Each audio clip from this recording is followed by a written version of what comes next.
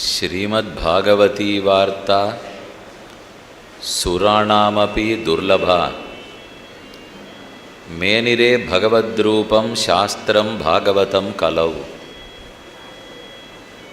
இந்த ஸ்லோகம் பாகவத புராணத்தின் சிறப்பை சொல்ல வந்தது. கலியுகத்தில் பகவான் ஸ்ரீ கிருஷ்ணர் சப்த ரூபமாகவே உள்ளார். பாகவத புராணத்திலேயே புகுந்துள்ளார். துவாபர யுகத்தின் இறுதியில் கண்ணன் பரமபதம் வைகுந்தத்துக்கு புறப்படுகிறார். அதற்கு முன்னால் அவருக்கு மிகுந்த பிரியமான பக்தனான உத்தவர் அவரோடு இருக்க விருப்பப்படுகிறார். கண்ணன் உத்தவரிடத்தே, நானும் புறப்பட போகிறேன், நீர் கந்தமாதன பர்வதத்துக்கு போய், அதாவது பத்ரிகாசிரமம், அந்த இடத்துக்கு போய் யோகத்தில் இரும் என்று கூறினார். அதை ஏற்றுக்கிறதுக்கு உத்தவரால முடியவில்லை. த்வத்வியோகேன தே பக்தாக கதம் ஸ்தாஸ்யந்தி பூதலே, உன்னை விட்டு பிரிந்து உன்னுடைய பக்தர்களெல்லாம் பூமியில் எப்படி இருப்பார்கள்? உன்னை தெரிஞ்சிக்கவே இல்லைன்னா அது வேறே. உன்னோட பழகி இத்தனை தூரம் சந்தோஷமாக இருந்த பிற்பாடு இப்போ திடீர்னு விட்டுட்டு போகிறேன்னு ஆனால் அந்த பிரிவு நமக்கு தாங்காது என்று உத்தவர் கூறினார். அப்போ கண்ணன் அவரை சமாதானப்படுத்தி, நான் பாகவத புராணத்தில் புகுந்து விடுகிறேன், கலியுகத்தில் யாரெல்லாம் என்னை சேவிக்கணும்னு ஆசை கொள்கிறார்களோ அவர்களெல்லாம் பாகவதத்தை வாசித்து கொள்ளட்டும், அதன் உருவத்திலே நான் இருக்கிறேன் என்று கூறியுள்ளார். அப்போ கலியுகத்துக்குன்னு தர்மம் பகவானை தரிசிக்கணும்னால் அதை வார்த்தை ரூபத்தில், சொற்கள் ரூபத்தில் தான் நிறைவேற்றி கொள்ள வேண்டும். அது பாகவத புராணமாக இருக்கலாம், நாம சங்கீர்த்தனமாக இருக்கலாம், இரண்டும் ஏற்றுக்கொள்ளப்பட்டுள்ளது. மேலும் அந்த புராணத்திலேயே நாம சங்கீர்த்தனம் பண்ணுன்னு தானே சொல்கிறது. நாம சங்கீர்த்தனத்தினுடைய மகாத்மியத்தை முதல் நாள் பார்த்தோம். நேற்றைக்கும் ஒரு பாதி சொல்லியிருக்கேன். அதை எப்படி பண்ணணும்? இது ஒன்றும் பெரிய கஷ்டப்பட வேண்டிய தேவையில்லை. வெட்கத்தை விட வேண்டும், உரத்த குரலில் பாட வேண்டும், குரல் வளம் இல்லாவிட்டால் மெதுவாக பாட வேண்டும், பாடத் தெரியாவிட்டால் சொல்ல வேண்டும், சொல்லவும் இயலாவிட்டால் நினைக்க வேண்டும். ஆக மொத்தத்தில் நாமங்களை கொண்டு ஏதோ ஒன்று செய்ய வேண்டும். அது உயர்ந்ததாக பண்ணுறதுலேருந்து ஆரம்பித்து எளிமையாக நம்மால் முடிஞ்ச வரைக்கும் குறைக்கலாம். ஆனால் செஞ்சு தான் தீர வேண்டும். நாமங்களை சொல்லுவதில் ஆனந்தம் இருக்குது. பகவான் நம்மை ரட்சித்து கொடுக்கிறார்னால் நாமங்களும் ரட்சித்து கொடுக்கும். இதைத்தான் எல்லா ஆச்சாரியர்களும் ஒத்துண்டிருக்கார்கள். பாகவத புராணத்தில் இருக்கிற ஒரு கதையை பார்த்தாலும் சரி, இல்லை தொண்டரடிப்பொடி ஆழ்வாருடைய திருமாலைங்கிற பிரபந்தம், அதில் இருக்கிற கதையை பார்த்தாலும் சரி, ரெண்டுமே நாமங்களுடைய ஏற்றத்தை தான் சொல்ல வர்றது. அஜாமிழன்னு ஒருத்தனை பற்றி கேள்விப்பட்டிருப்பீள். அவன் கான்யகுப்ஜ தேசம் என்னும் தேசத்தில் இருந்தார். நல்ல அந்தனர், வேதமெல்லாம் படித்தவர் தான். ஆனால் என்னமோ கோளாறு போல் இருக்கு, எல்லாம் மறந்து போச்சு. கைப்பிடித்த மனைவியோடு வாழலை, ஆருக்கோ தாசனாயிட்டார். அவ சிரிச்சாதான் இவர் சிரிக்கிறார், அவ போன வழியே இவர் போகிறார். இப்படியே வாழ்க்கை முடிய போகிறது. அப்போ நல்ல வாழ்க்கை இல்லை, பாப்பத்தை சம்பாதிச்சுனுட்டார். அதனால் இவருக்கு முடிய போகிற தருணத்தில் யமதர்மராஜனுடைய தொண்டர்கள் பாசக்கயிற்றை எடுத்துக்கொண்டு இவர் வீட்டுக்கு பக்கத்தில் காத்துன்னு இருக்க ஆரம்பிச்சுட்டார். உயிர் போன உடனே தூக்கின் படணும். அந்த யமனுடைய உருவம் இவர் கண்ணில் பட்ட உடனே பயந்து போயிட்டார். இவருக்கு மொத்தம் 10 பிள்ளைகள். அதில் கடைசி பிள்ளைக்கு நாராயணன்னு பேர்.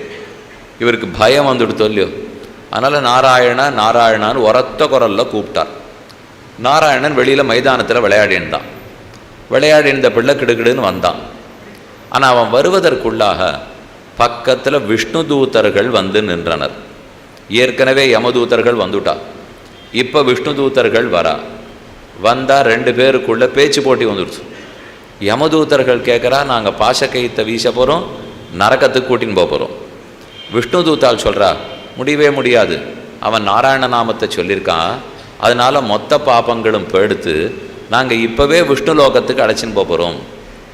2 பேருக்கும் வார்த்தை தடித்தது. இது என்ன அநியாயமாக இருக்குது? வாழ்நாள் முழுக்க தப்பு தப்பாக வாழ்வானா, கடைசி நிமிஷத்தில் நாராயணான்னு சொல்லுவானா, அதுக்காக மோட்சத்துக்கு போயிட்டானால் அப்போ எல்லாரும் இதையே பண்ண ஆரம்பிச்சிருவாளே. நம்ம இஷ்டப்பட்டபடி வாழ்ந்துக்கலாம், கடைசி நிமிஷம் மாறிவிட்டால் எல்லாம் சரியாக போடும்னால் அப்படியெல்லாம் பாவங்களுக்கு மன்னிப்பெல்லாம் கிடச்சிவிடாது. மறுபடியும் என்னாகும்? நேற்றுக்கு கர்மங்களை பற்றி சொன்னேனோ இல்லையோ, உடலும் ஆத்மா ஒன்றும் கர்மங்களே இல்லை, அடுத்த பிறவி கிடையாதுன்னா பெரும் குழப்பம் விளையும்னுட்டு. இப்போ இதுவும் அதுதானே நடக்க போகிறது. நாமங்களை சொல்லிட்டா பாபங்கள்லாம் தொலைஞ்சி போயிடும்னால் அப்போ யாருமே பாபத்தை பண்ணுவான், நாமத்தை சொல்லுவான். அது 2014 உண்டானது முடிஞ்சு போச்சு, இனிமேல் 2015 இருக்கிற பாவத்தை ஆரம்பிக்கலான்வான். எப்போ அதை போக்குறதுன்னா அது அதனுடைய பங்குனி மாதம் வரட்டும். ஏன்னா ஒரு வருஷமும் பங்குனி மாதம் வந்தால் பாவத்தை தொலைச்சிடுவோம், சித்திரை மாதம் வந்தால் பாவத்தை ஆரம்பிச்சிடுவோம். நானா அப்போ அது மறுபடியும் குழப்பம் இல்லையோ, அப்படி அனுமதிக்க முடியாது. இவனை கண்டிப்பாக யமலோகத்துக்கு தான் அழைச்சின்னு போகணும். இது அவா சொன்னான். விஷ்ணு லோகத்தவர்கள் சொல்கிறா, அப்படின்னா ஒருத்தன் திருந்தறதுக்கு வாய்ப்பே இல்லைன்னு அர்த்தம்.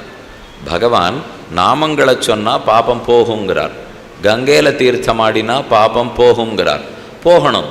நீர் இப்போ கங்கையில் தீர்த்தமாட்டுக்காக பாவம் போகாதுன்னு ஆரம்பிச்சுட்டா, பிராயச்சித்தம் பண்ணத்துக்காக பாவம் போகாதுன்னா அப்போ போகவே போகாதுன்னு ஆகிடும்.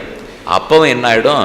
எப்படியுமே பாப்பம் போகிறது இல்லையா, நான் கெட்டவனாக இருந்து பழகிவிட்டேன், இப்படியே மீத வாழ்க்கையும் கழிச்சுக்கிறேன்னு ஆரம்பிச்சிருவோம். ஏன்னா திருந்தரேங்கிறதுக்கு வாய்ப்பு கொடுத்தா தான் திருந்த வருவாளே தவிர அதுவே வர்றதில்லை. வாய்ப்பு கொடுத்தாலே ஒருத்தரும் திருந்தறதில்லை. இன்னும் திருந்தற வாய்ப்பே கிடையாதுன்னு சொல்லிட்டால் யாருமே அப்புறம் நல்லத்துக்கு வரவே மாட்டாள். அதனால் தப்பாக இருந்திருந்தா கூட நாமங்களை சொன்னால் சரியாகித்தான் ஆனும். இது விஷ்ணு தூத்தாள் பேசுகிறா. 2 பேருக்கு மறுபடியும் ஒரு பேச்சு வந்தது.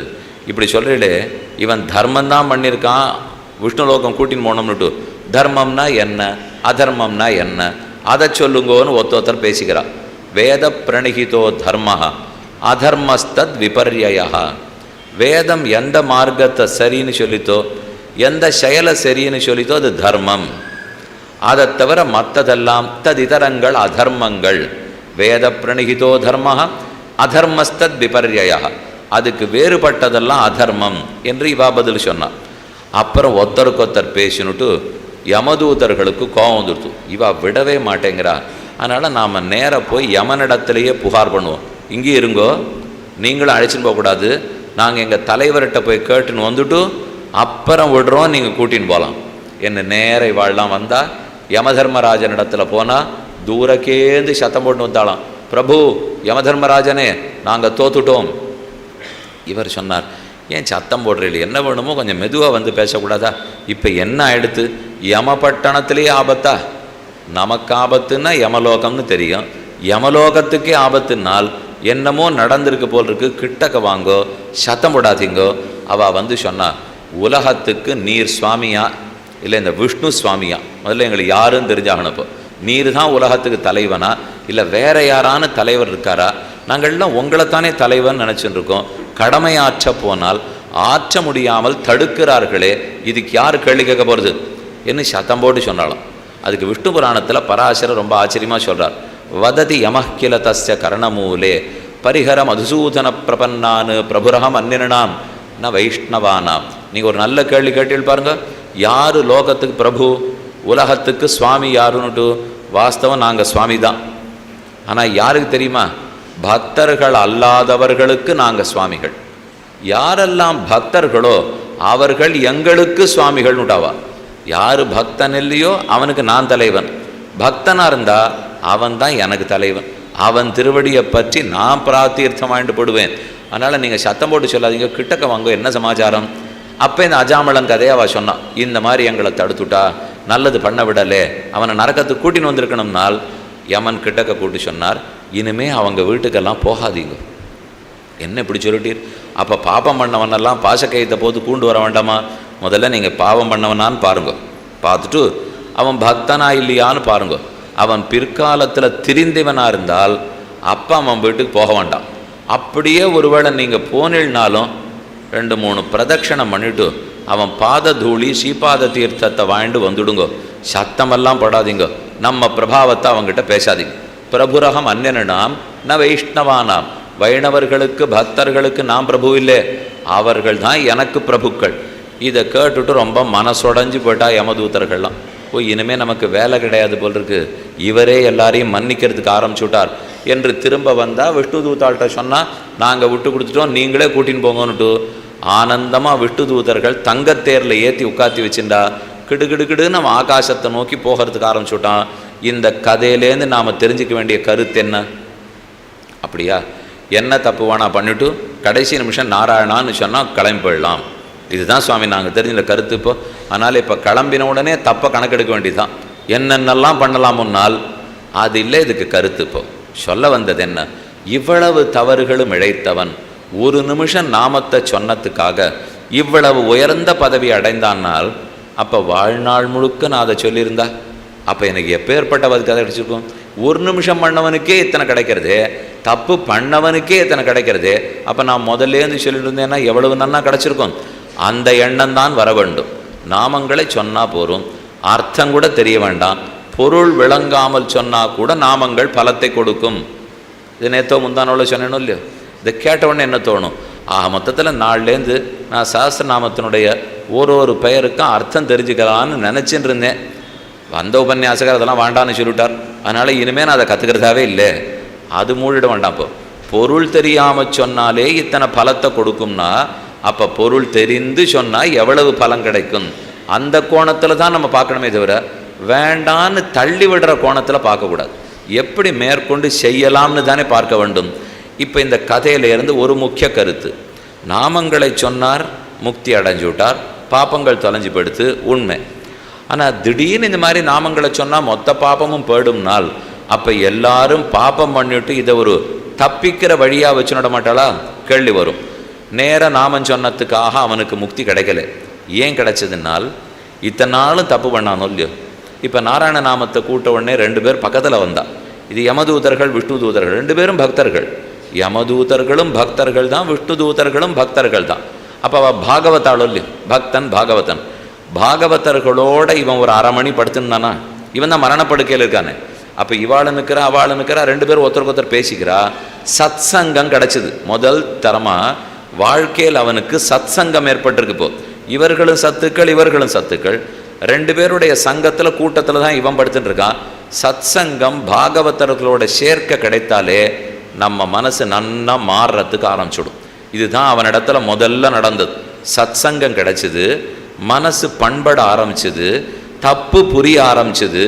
அதுக்கப்புறம் அவன் நினைக்கிறான், இந்த தப்பை இத்தனை வருஷம் பண்ணியிருக்க வேண்டாம் போல் இருக்கேன், இவ்வளவு தப்பு பண்ணிட்டு நாராயணான்னு சொன்னதுக்கு எனக்கு பரிஞ்சுண்டு விஷ்ணு தூதர்கள் இவ்வளவு தூரம் பேசுகிறாளே, நான் தான் அவளுக்கு கஷ்டம் கொடுத்துட்டேன் போல் இருக்கு. இது இல்லாமல் இருந்திருந்தால் நேரையே பெருமாள் அடைச்சின்னு போயிருப்பார்.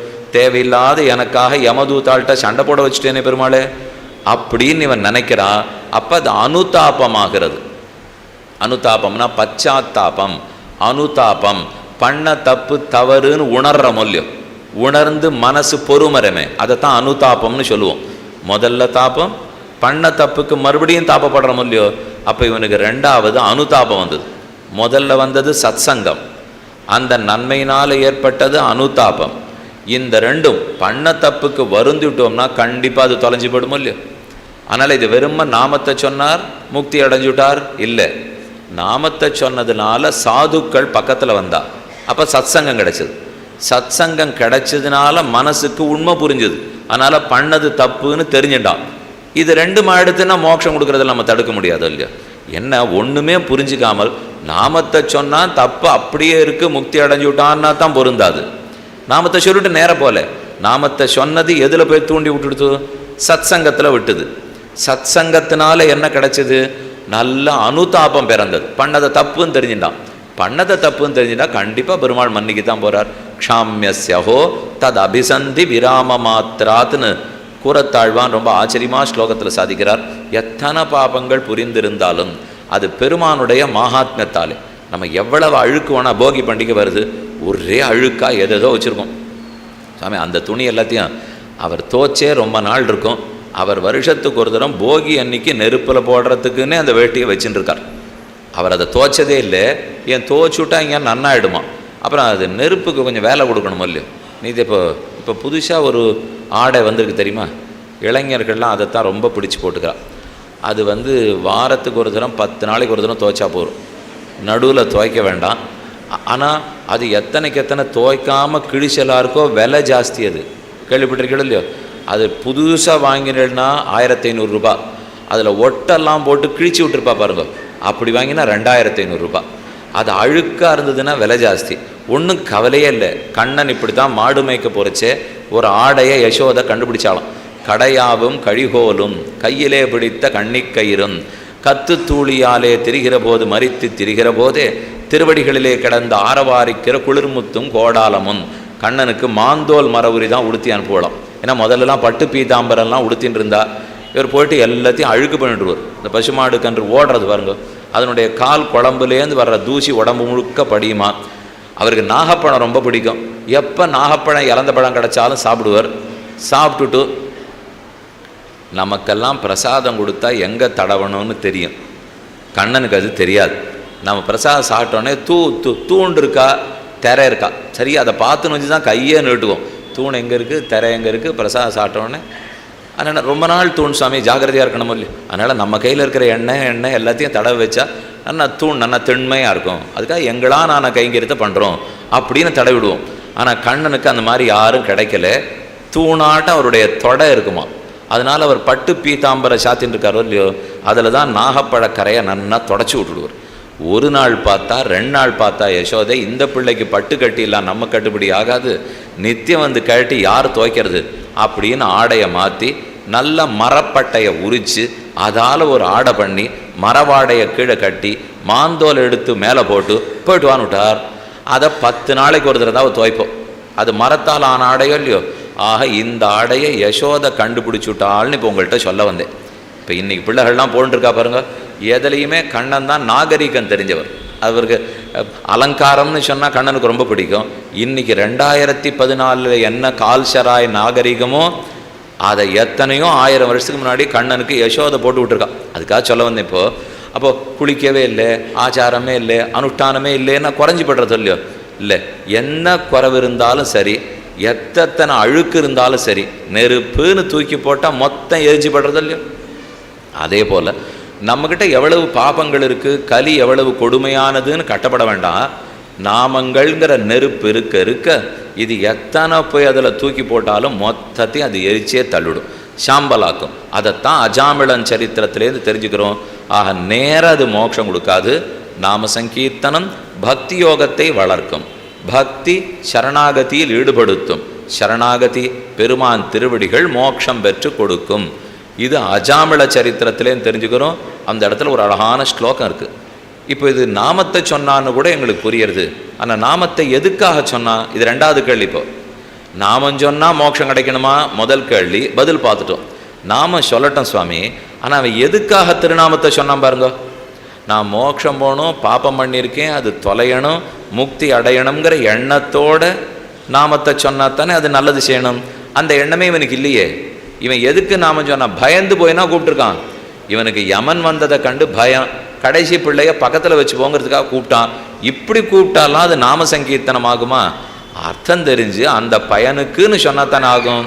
இதையும் யமதூதர்கள் யமன்கிட்ட கேட்குறா. அப்போ பதில் சொல்கிறா, விஷ்ணு தூதர்கள் கீழே பதில் சொல்கிறா. சாங்கேத்தியம் பாரிஹாஸ்யம் ஸ்தோபம் ஹேளனமேவா வைகுண்ட நாம கிரகணம் அசேஷ அகஹரம் விதுகு. ஒரு பாப்பம் மிச்சமில்லாமல் அனைத்தையும் தொலைக்கும். என்ன பண்ணா? சாங்கேத்தியம். இப்போ அதோ ஆரோ ஒருத்தர் போயின்னு இருக்கார், அப்படி போனவரை நான் கூப்பிடணும்னு வச்சுங்க. அதுக்காக ஒரு பேர் சொல்லி கூப்பிட்டேன். அதுக்காக கூப்பிட்டா கூட பகவான் தன் திருநாமத்தை சொன்னதாக ஏற்றுக்கிறாராம்.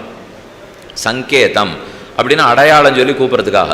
பாரிஹாஸ்யம், ஒருத்தரை பரிகாசம் பண்ணுறதுக்கு பண்ணால் கூட புண்டரீகாட்சன்னு பேர் வந்தாலோ நரசிம்மன்னு பேர் சொன்னாலோ பேரை சொல்லி பரிகாசம் பண்ணால் கூட என் பேரை சொன்னார் அப்படின்னு பெருமாள் ஏற்றுக்கிறார். ஸ்தோபம் ஹேளனமேபவா, வெறுமை பேச்சுவாக்கில் பேசிச்சே. இப்போ நம்ம ஒருத்தர் சுவாமிகிட்ட பேசின்னு இருக்கோம், அவர் நீன்னு விழித்தால் போதும். சொல்லும்போது நீங்கள் என்ன சொன்னீர், நீர் என்ன சொன்னீர் கேட்கலாமோ இல்லையோ. அது இப்போ கொஞ்சம் மலையாளத்து பக்கம்லாம் பேசுகிறாள்னு வச்சுங்களேன், அப்போ அந்த மாதிரி நீன்னு கேட்க மாட்டான். இப்போ தன்னை பற்றி சொல்லச்சே கூட பத்மநாபன் ஒருத்தர் பேர் வச்சுருப்பார். இதில் பத்மநாபன் என்ன அபிப்பிராயப்படுறாருன்னா, இவர் தான் அது பேசுகிறதே பத்மநாபன் தான், ஆனால் நான் என்ன அபிப்பிராயப்படுறேனான்னு சொல்ல மாட்டார். இதில் பத்மநாபன் என்ன சொல்ல விரும்புகிறாருனால்னா நம்ம சுத்துமுத்தும் பார்ப்போம், இங்கே பத்மநாபனே இல்லையே, இவர் தான் என்ன, இவர் தான் பத்மநாபன். அப்போ தன்னை சொல்கிறாப்புல இருக்காரோ இல்லையோ. அதுபோல் நாம் ஒருத்தரை கூப்பிடும்போது நேராக அவரை சொன்னால் போகிறோம். ஆனால் சில பேருடைய பழக்கம் சொல்லும்போதே தொலைபேசி பேசுவாப்போ, நீங்கள் வாங்கோ போங்கோ நீ நம்ம பேசுவோமோ இல்லையோ, அடிக்கடி அவள் பேரை சொல்கிறேன். இப்போ ராமசுவாமின்னு அவருக்கு பேருன்னு வச்சுங்க. அப்போ அதாவது நீங்கள் என்ன ராமசுவாமி நீங்கள் பார்த்தீங்கன்னா, ராமசுவாமி நீங்கள் இந்த மாதிரி கேட்டீங்கன்னா, ராமசுவாமி இது என்னான்னு உங்களுக்கு சந்தேகம் வந்ததுன்னா அவர் சொல்லி எங்கிட்ட தானே பேசிட்டு இருக்கிறீர், இது எதுக்கு திரும்பி திரும்பி இப்போ ராமசுவாமின்னு சொல்கிறீர்னால், இப்போ இது வெறுமை நம்முடைய பேச்சை முடிக்கிறதுக்காக வச்ச பேர் தானே. வார்த்தையை ஒரு வரி ஏற்படுத்தி ஆகணும், அந்த வரியை முடிக்கணும். அது சில பேருக்கு பழக்கம். இது என்னான்னு நீங்கள் கேட்டீங்கன்னா அப்படின்ட்டே தான் பேசுவா. இப்போ நாம சங்கீர்த்தன வைபவம் நீங்கள் என்னான்னு கேட்டீங்கன்னா நான் சொல்கிறேன், நீங்கள் கேட்கவே வேண்டாம், ஆனால் நாங்கள் பேசவே இப்படியே பேசிகிட்டு இருப்போம். அதை நீங்கள் என்னான்னு சொன்னீங்கன்னா, இது நான் உங்களுக்கு தெளிவுபடுத்தணும்னு விரும்பினேன்னா, சுருக்கமாக சொல்கிறேன்னா, இப்படின்னு நம்ம வேணும்னு வார்த்தையை வைக்கிறோம் பாருங்க. இந்த ஒன்றுமில்லாத்துக்காக வார்த்தையை நாமத்தை உபயோகப்படுத்தினாலும் பலம் கொடுக்குங்கிறார். அதுக்கு வேற ஒன்றும் பயன் இல்லை. இப்போ வெறும் ஒரு வரியை பூர்த்தி பண்ணுறதுக்காக பகவானுடைய நாமத்தை வைத்தாலும் அதுவும் பலம் கொடுக்கும். சாங்கேத்தியம், பாரிஹாஸ்யம், ஸ்தோபம், ஹேளனமேவா, கேலி பேச்சு பேசுறதுக்காக சொன்னால் கூட அதுவும் பலம் கொடுக்கும். முழு நாமமாக சொல்லணுமா? இந்த ஆழ்வார் பாட்டு உங்களுக்கு கூட தெரிஞ்சிருக்கலாம். கண்ணன் கடலினை நண்ணும் மணமுடையீர் எண்ணும் திருநாமம் திண்ணம் நாரணமே. கண்ணனுடைய திருவடிகளை அடையணும்னு ஆசை இருக்கிறவாளே, கண்ணன் கடலின நண்ணும் மணமுடையீர், நீங்கள் நாமங்களை சொல்லுங்க. எண்ணும் திருநாமம் திண்ணம் நாரணமே, நாரணம்னு சொல்லு என்ன நம்மாழ்வார் நமக்கு சொல்கிறார். நாரணன் ஒரு நாமம் உண்டான்னா நாராயணன் என்று தான் உள்ளது, பேரை தான். இப்போ ஆனால் ஆழ்வார் வேணும்னு சுருக்கிறார். திண்ணம் நாரணமே, நாரணம்னு சொல்லுன்னுட்டும். நம்பிள்ளைன்னு ஒரு பெரிய ஆச்சாரியன், அவர் பற்றி நேற்றே கூட கடைசியாக கதை சொன்னேன். ஆச்சாரியன் ஒருத்தர் சன்னியாசியாக இருந்தார், சிஷ்யன் ஒருத்தர் கிரகஸ்தனாக இருந்தார். அவர்கிட்ட கேட்டுக்க மாட்டேன்னு ஒருத்தர் பிடிவாயம் பிடிச்சார்னு கதை பார்த்தோமோ இல்லையோ. அவர் தான் திருவாய்மொழிக்கு பெரிய உரையாசிரியர். அந்த சுவாமி கேட்டுக்கிறார், திண்ணம் நாராயணனேன்னு ஆழ்வார் சொல்லியிருக்கணும், நாரணமேன்னு சுருக்கியிருக்காரே. நாரணம்னு சொல்லு கிடையாதே, பொருள் வராதே, நாரணம்னு சொல்லலாமா என்ன அவரே கேட்டுக்கிறார். கேட்டுன்னு பதில் சொல்கிறார். ஆழ்வார் இதனால் என்ன தெரியுமோ சொல்ல விருப்பப்படுறார், நமக்கு ஒரு செய்தி சொல்கிறார். இப்போ நான் நாராயணன்னு தான் சொல்லியிருக்கணும், நாரணம்னு சுருக்கி சொல்கிறேன். அதுலேருந்தே புரிஞ்சுங்கோ, சொல்ல வேண்டிய வார்த்தையை தப்பையா ஏதோ ஒரு விதத்தில் சொன்னால் கூட நாமத்தை சொன்னேன்னா போரும், பெருமாள் பலத்தை கொடுத்துட்றான். அதை சரியாக சொன்னமான்னு கூட பார்க்குறது கிடையாது. நாரணம்னு நான் சுருக்கியிருக்கேன், நாராயணன் சொல்ல வேண்டாம், நமோ நாராயணாயா வேண்டாம், 8 எழுத்து மந்திரம் எல்லாம் வேண்டாம், வெறும் நாராயண நாமத்தை நாரணம்னு சொன்னால் கூட அதுவே கண்டிப்பாக நமக்கு பாபங்களை எல்லாம் போக்கிடும் என்று ஆழ்வார் சொல்லியிருக்கார். அதனால் அஜாமிளனுடைய சரித்திரத்திலேருந்து வெறுமை கூப்பிடுறதுக்கோ அடையாளம் காட்டுறதுக்கோ பரிகாசம் பண்ணுறதுக்கோ கேலி பண்ணுறதுக்கோ ஒரு வரியை பூர்த்தி பண்ணுறதுக்கோ எதற்காக நாமத்தை சொன்னாலும் அது பலத்தை கொடுத்தே தீரும். இது ஒரு பக்கம் சரித்திரம். அதே நாமங்கள் நமக்கு எத்தனை நன்மை பண்ணுறது. பகவான் நம்ம ரட்சிக்கிறார், நாமங்கள் காப்பாற்றும்.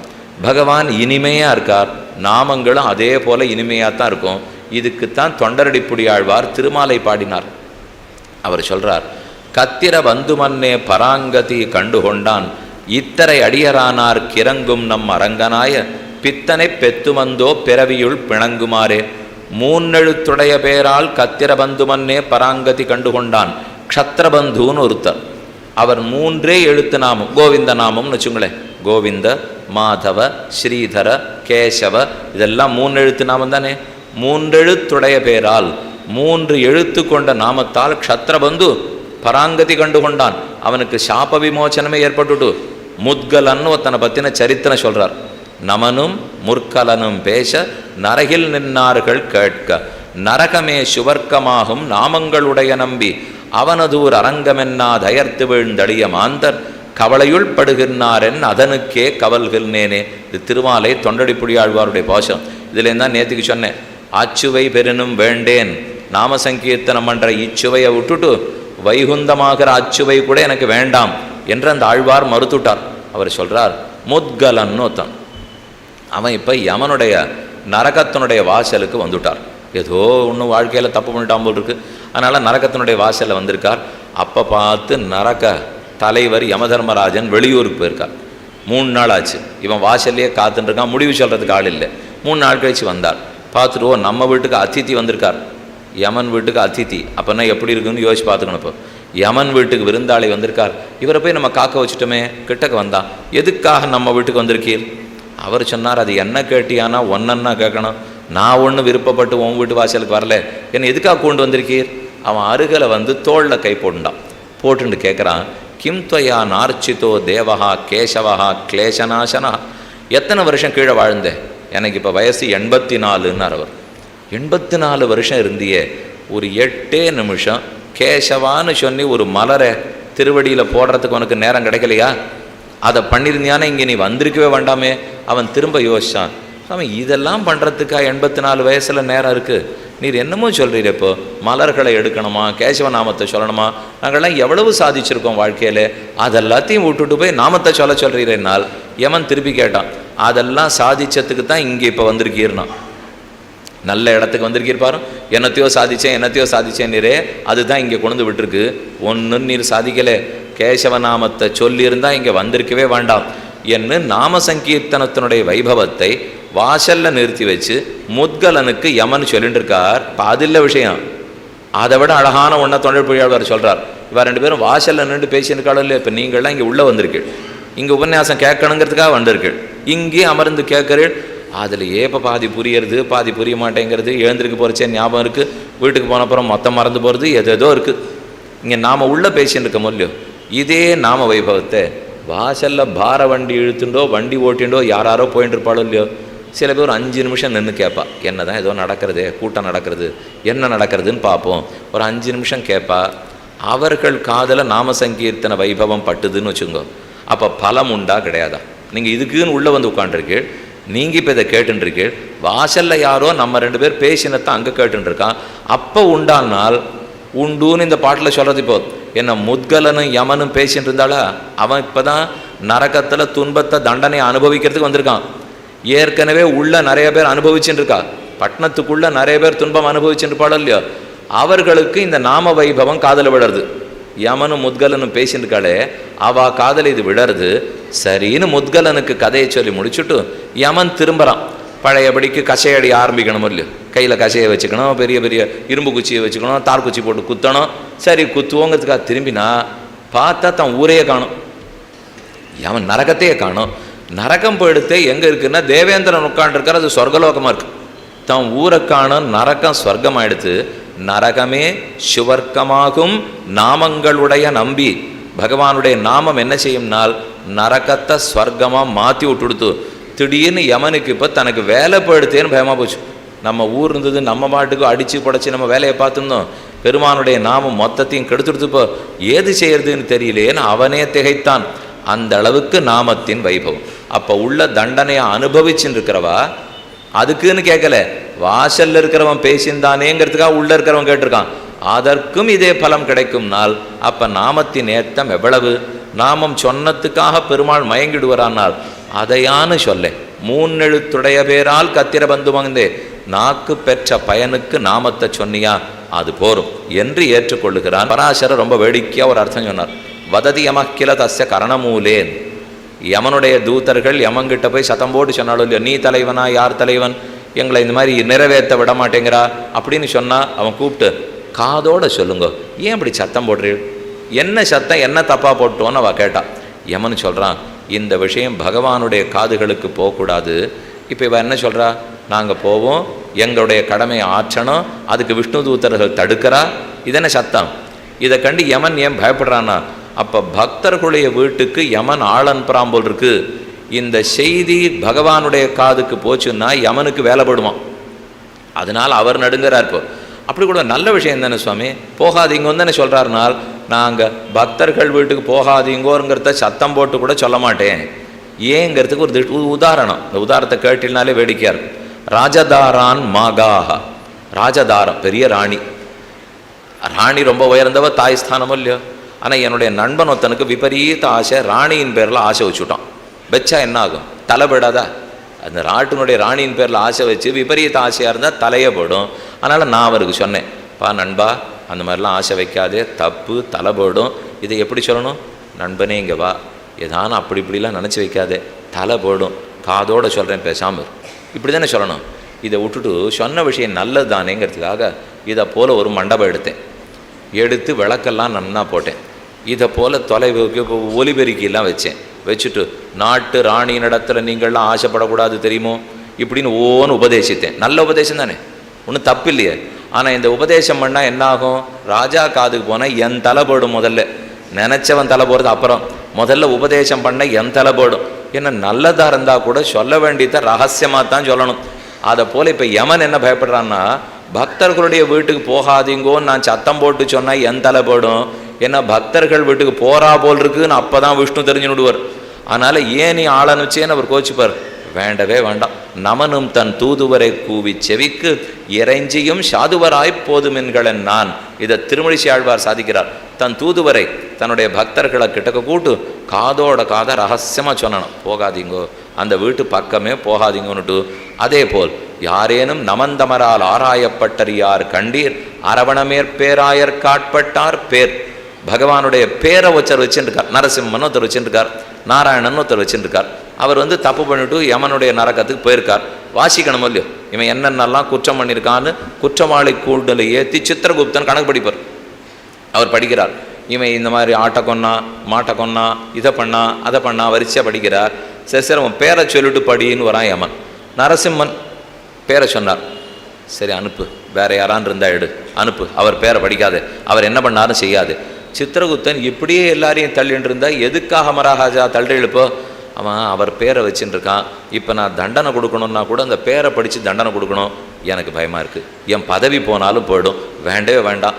நான் பேரை சொல்கிற சமயத்துக்கு நரசிம்மங்கிற பேர் அவன் காதில் விழுந்து நான் தான் அந்த நாமத்தை சொன்னேன்னு இவன் உடனே பேசினாலும் பேசுவான். அதனால் வேண்டாம், இவங்க வம்பே வேண்டாம், அனுப்பிச்சி விட்டுடும். நமனன் தன் தூதுவரை கூவுகிறான் அரவணமேற் பேராயர் காட்பட்டார் பேர் நமந்தமரால் ஆராயப்பட்டறியார் கண்டீர். பகவானுடைய திருவடியை பற்றினவனோ அவன் நாமத்தை வைத்து கொண்டிருப்பவனோ எந்த குற்றத்துக்கும் ஆளாவதில்லை. ஆகவே நாமங்களை கண்டிப்பாக சொல்ல வேண்டும். காவலில் புலன வைத்து கரிதன்னை கடக்க பாய்ந்து நாவலிட்டுழுதருகுன்னோம் நமந்தமர் தலகள் மீதே மூவல கொண்டு மிழ்ந்த முதல்வ நின் நாமங்கத்த ஆவலி புடமகண்டாய் அரங்கமான் அகருளானே. இது திருமாலையில் முதல் பாசுரம். ஆழ்வார் அறை கூவுகிறார், சத்தம் போட்டு அப்படி கோஷமிடுறாப்புல சொல்கிறார். பகவன் உன்னுடைய நாமத்தை நான் தெரிஞ்சுட்டேன்னா இத்தனை நாள் யமனை கண்டாலே பயந்துட்டு இருந்தேன். இப்போ கூப்பிடுறேன், யமனே இங்கே வா, உன்னுடைய தொண்டர்களை கூட்டின்னு வா, தலையை குனிங்கோ, உங்கள் தலையில் நான் காலை வச்சு நடக்கணுங்கிறார். யமன்னு சொன்னாலே நடுங்கு வரிவர். இப்போ எந்த தைரியத்தில் காலை வைக்கணுங்கிறார்? ஏற்கனவே சுக்ரீவன் வாலின்னு சொன்னாலே நடுங்கின்றான். இப்போ ராமன் கையை பிடிச்சின்றான். அவனோட தோழன் ஆன உடனே தைரியமாக கிஷ்கிந்த துவாரத்துக்கு போய் வாலி சண்டைக்குவான்னு கூப்பிட்டானோ இல்லையோ. தாரை சொன்னாலே வாண்டாம் வாலி போகாதே, ஏற்கனவே பயந்து ஒளிஞ்சின்னு இருந்தான், இப்போ என்னமோ தைரியமாக வந்திருக்கான், அப்போ யாரையோ கூட கூட்டின்னு இருக்கான்னு அர்த்தம், போகாதே அவ சொன்னான். அப்போ அந்த இடத்துல நாமி பலம், அப்படின்னா ராமனை கைப்பிடித்த பலம். ஆனால் இப்போ நாம் பார்த்துட்டு இருக்கிறது நாம பலம். அங்கு நாமி பலம் ராமநாமத்தை உடைய ராமனை பற்றிய பலம். இங்கே நாம பலம் ராமநாமத்தை பற்றிய பலம். அந்த ராமநாமத்தை சொல்ல சொல்ல போகிற உயிர் கூட திரும்பி வந்துடுறோம் இல்லையோ. கிருஷ்ணநாமத்துக்கு ஏத்தந்தான், ராமநாமத்துக்கு வைபவந்தான். முளைக்கதிரை குறுங்குடியுள் முகிலை மூவா மூவுலகுங் கடந்த அப்பால் முதலாய் நின்ன அளப்பரிய வாரமுதை அரங்கமேய வந்தனனை அந்தனர்தம் சிந்தையானை விளக்கொழிய மரதகத்தை திருத்தண்காவில் வெக்காவில் திருமாலை பாடக் கேட்டு வளர்த்ததனால் பயன் பெற்றேன் வருகவென்னு மடக்கிளியை கைகூப்பி வணங்கினாளே. இது திருமங்கையாழ்வாருடைய திருநெடுந்தாண்டக பாசம். ரொம்ப ஆச்சரியமான 30 பாட்டு. அதில் சொல்கிறார், ஆழ்வார்களுக்கு உயிர் போராமல் இருந்து பெருமானை விட்டு பிரிஞ்சு விட்டா, ரொம்ப வருத்தத்தில் தவிக்கிறா. கடவுள் இல்லைன்னா பக்தன் தவிக்க மாட்டானா? அந்த தவிப்புக்கு கூட மருந்து போடுறது நாமங்கள் தான். அவன் இல்லாத நேரத்தில் கூட நமக்கு ஆசுவாசப்படுத்தி சமாதானப்படுத்தி நாமங்கள் தான் நம்மளை ஜாகிரதப்படுத்தி அவரிடத்தில் கொண்டு போய் சேர்க்கும். ஆகவே நாமங்களே கலியுகத்துக்குண்டான தர்மம். முதல் தர்மம் நாம சங்கீர்த்தனம் தர்மம்னு பார்த்தோம். நாம சங்கீர்த்தனம் எங்கே கொண்டு போய் விடும்? எப்படி பாடணும்?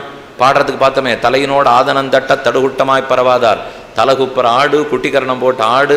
யாரானு நாஸ்திகம் கைத்தட்டினானா கைத்தட்டலையே தாளமாக வச்சுட்டு ஆடு, தானே அவனு சேர்ந்து ஆடுவான்.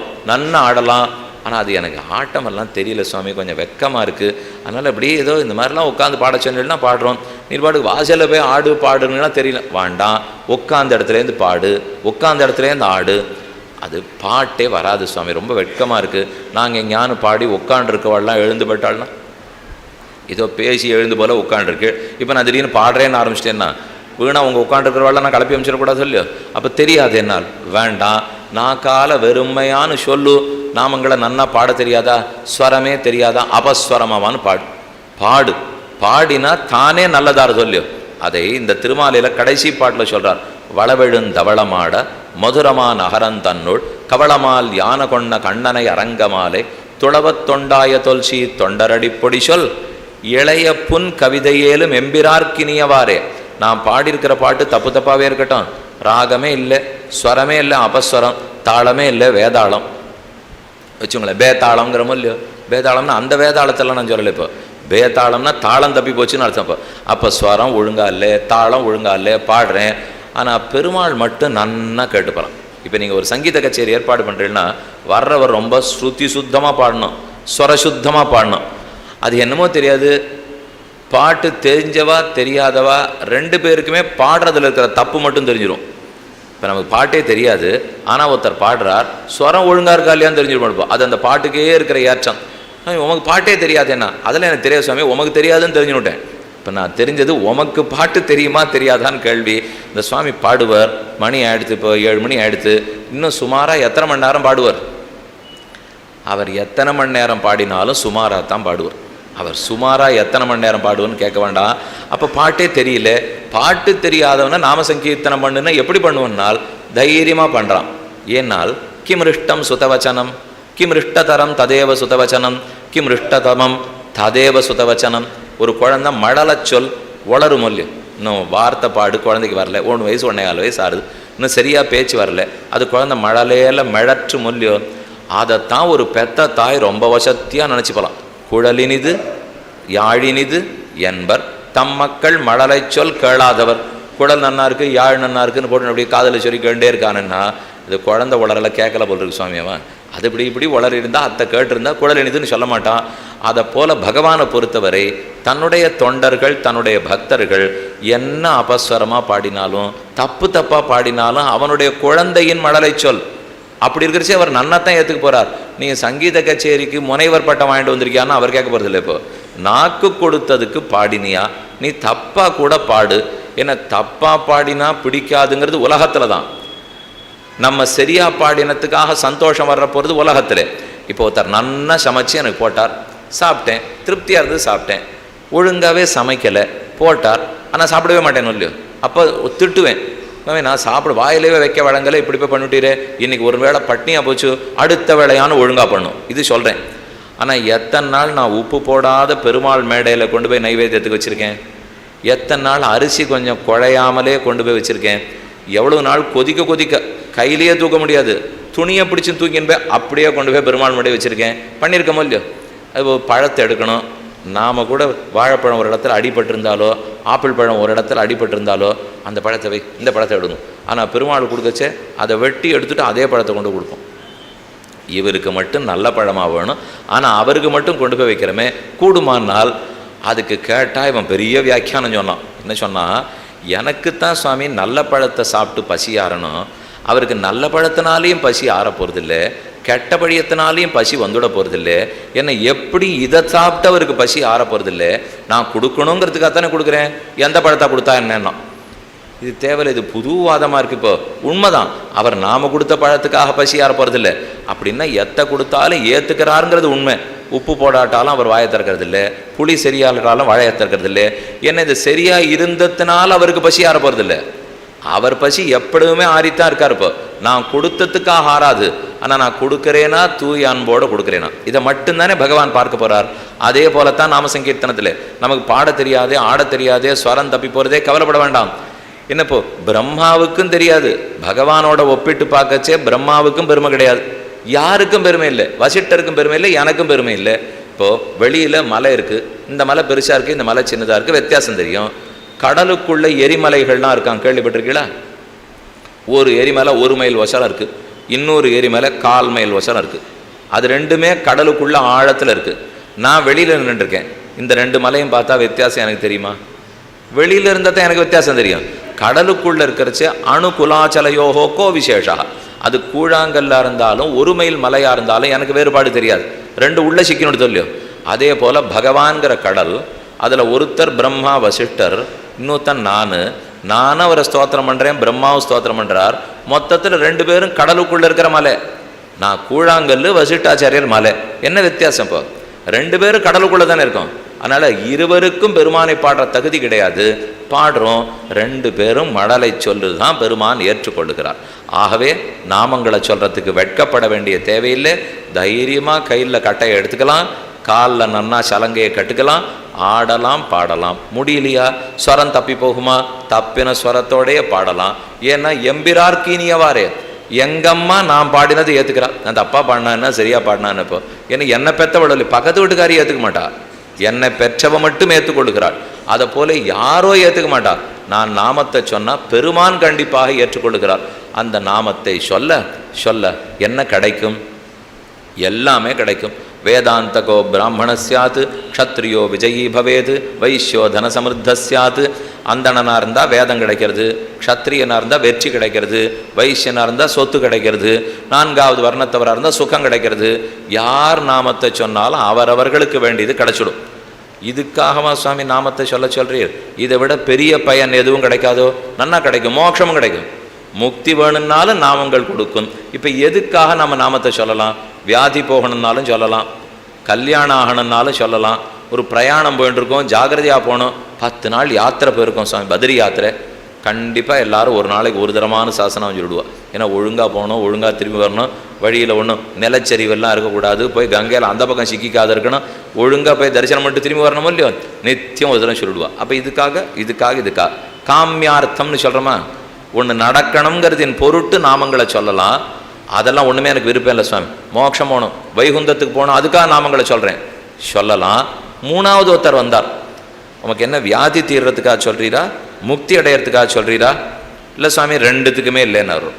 வியாதி தொலைவும் சொல்லலை, முக்தி போகிறதுக்கும் சொல்ல, பின்ன எதுக்கு தான் சுவாமி சொல்கிறீர்னால், சொல்லும் இன்பத்துக்காக சொல்லுகிறேன்னார் அவர். சொல்கிற இன்பத்துக்குன்னு சொல்கிறேன், அது புரியுறது சுவாமி. சொல்லி என்ன சாதிக்க போறீர்? சொன்னதை தான் சாதிச்சேன்னார் அவர். நான் சொல்லி எதையும் சாதிக்க போகிறதில்ல, நான் சொன்னதே தான் சாதித்தது. அது புரியலையேனால், அம்மா ஒருத்தி குழந்தைய வச்சுன்னு 1/2 மணி நாள் மடியில் வச்சுன்னு கொஞ்சின்னு இருந்தா. பக்கத்து வீட்டுக்காரிக்கு ரொம்ப பொறாமை, கிடுக்கிடுன்னு வந்தா, இத்தனை குழந்தைய வச்சுன்னு கொஞ்சிந்தியே, என்ன சாதிச்சேன்னா? அவள் அம்மா பதில் சொன்னா, குழந்தைய வச்சுன்னு கொஞ்சின்னு இருக்கிறத தான் சாதிச்சேன்னா. இல்லை, இந்த கொஞ்சினதுனால என்ன சாதிச்சேன்னா, நீ தாயா, யாரானு கொஞ்சினத்துக்கு எதையானு சாதிப்பாடா, கொஞ்சறது தான் தாய்க்கு இருக்கிற இன்பமே, இது கூட புரியாதானால், அப்போ நாம் மொத்தத்தையும் எந்த செயலையும் ஏதோ ஒரு பயனுக்குன்னு சொல்லியே பழக்கப்பட்டுட்டோம்.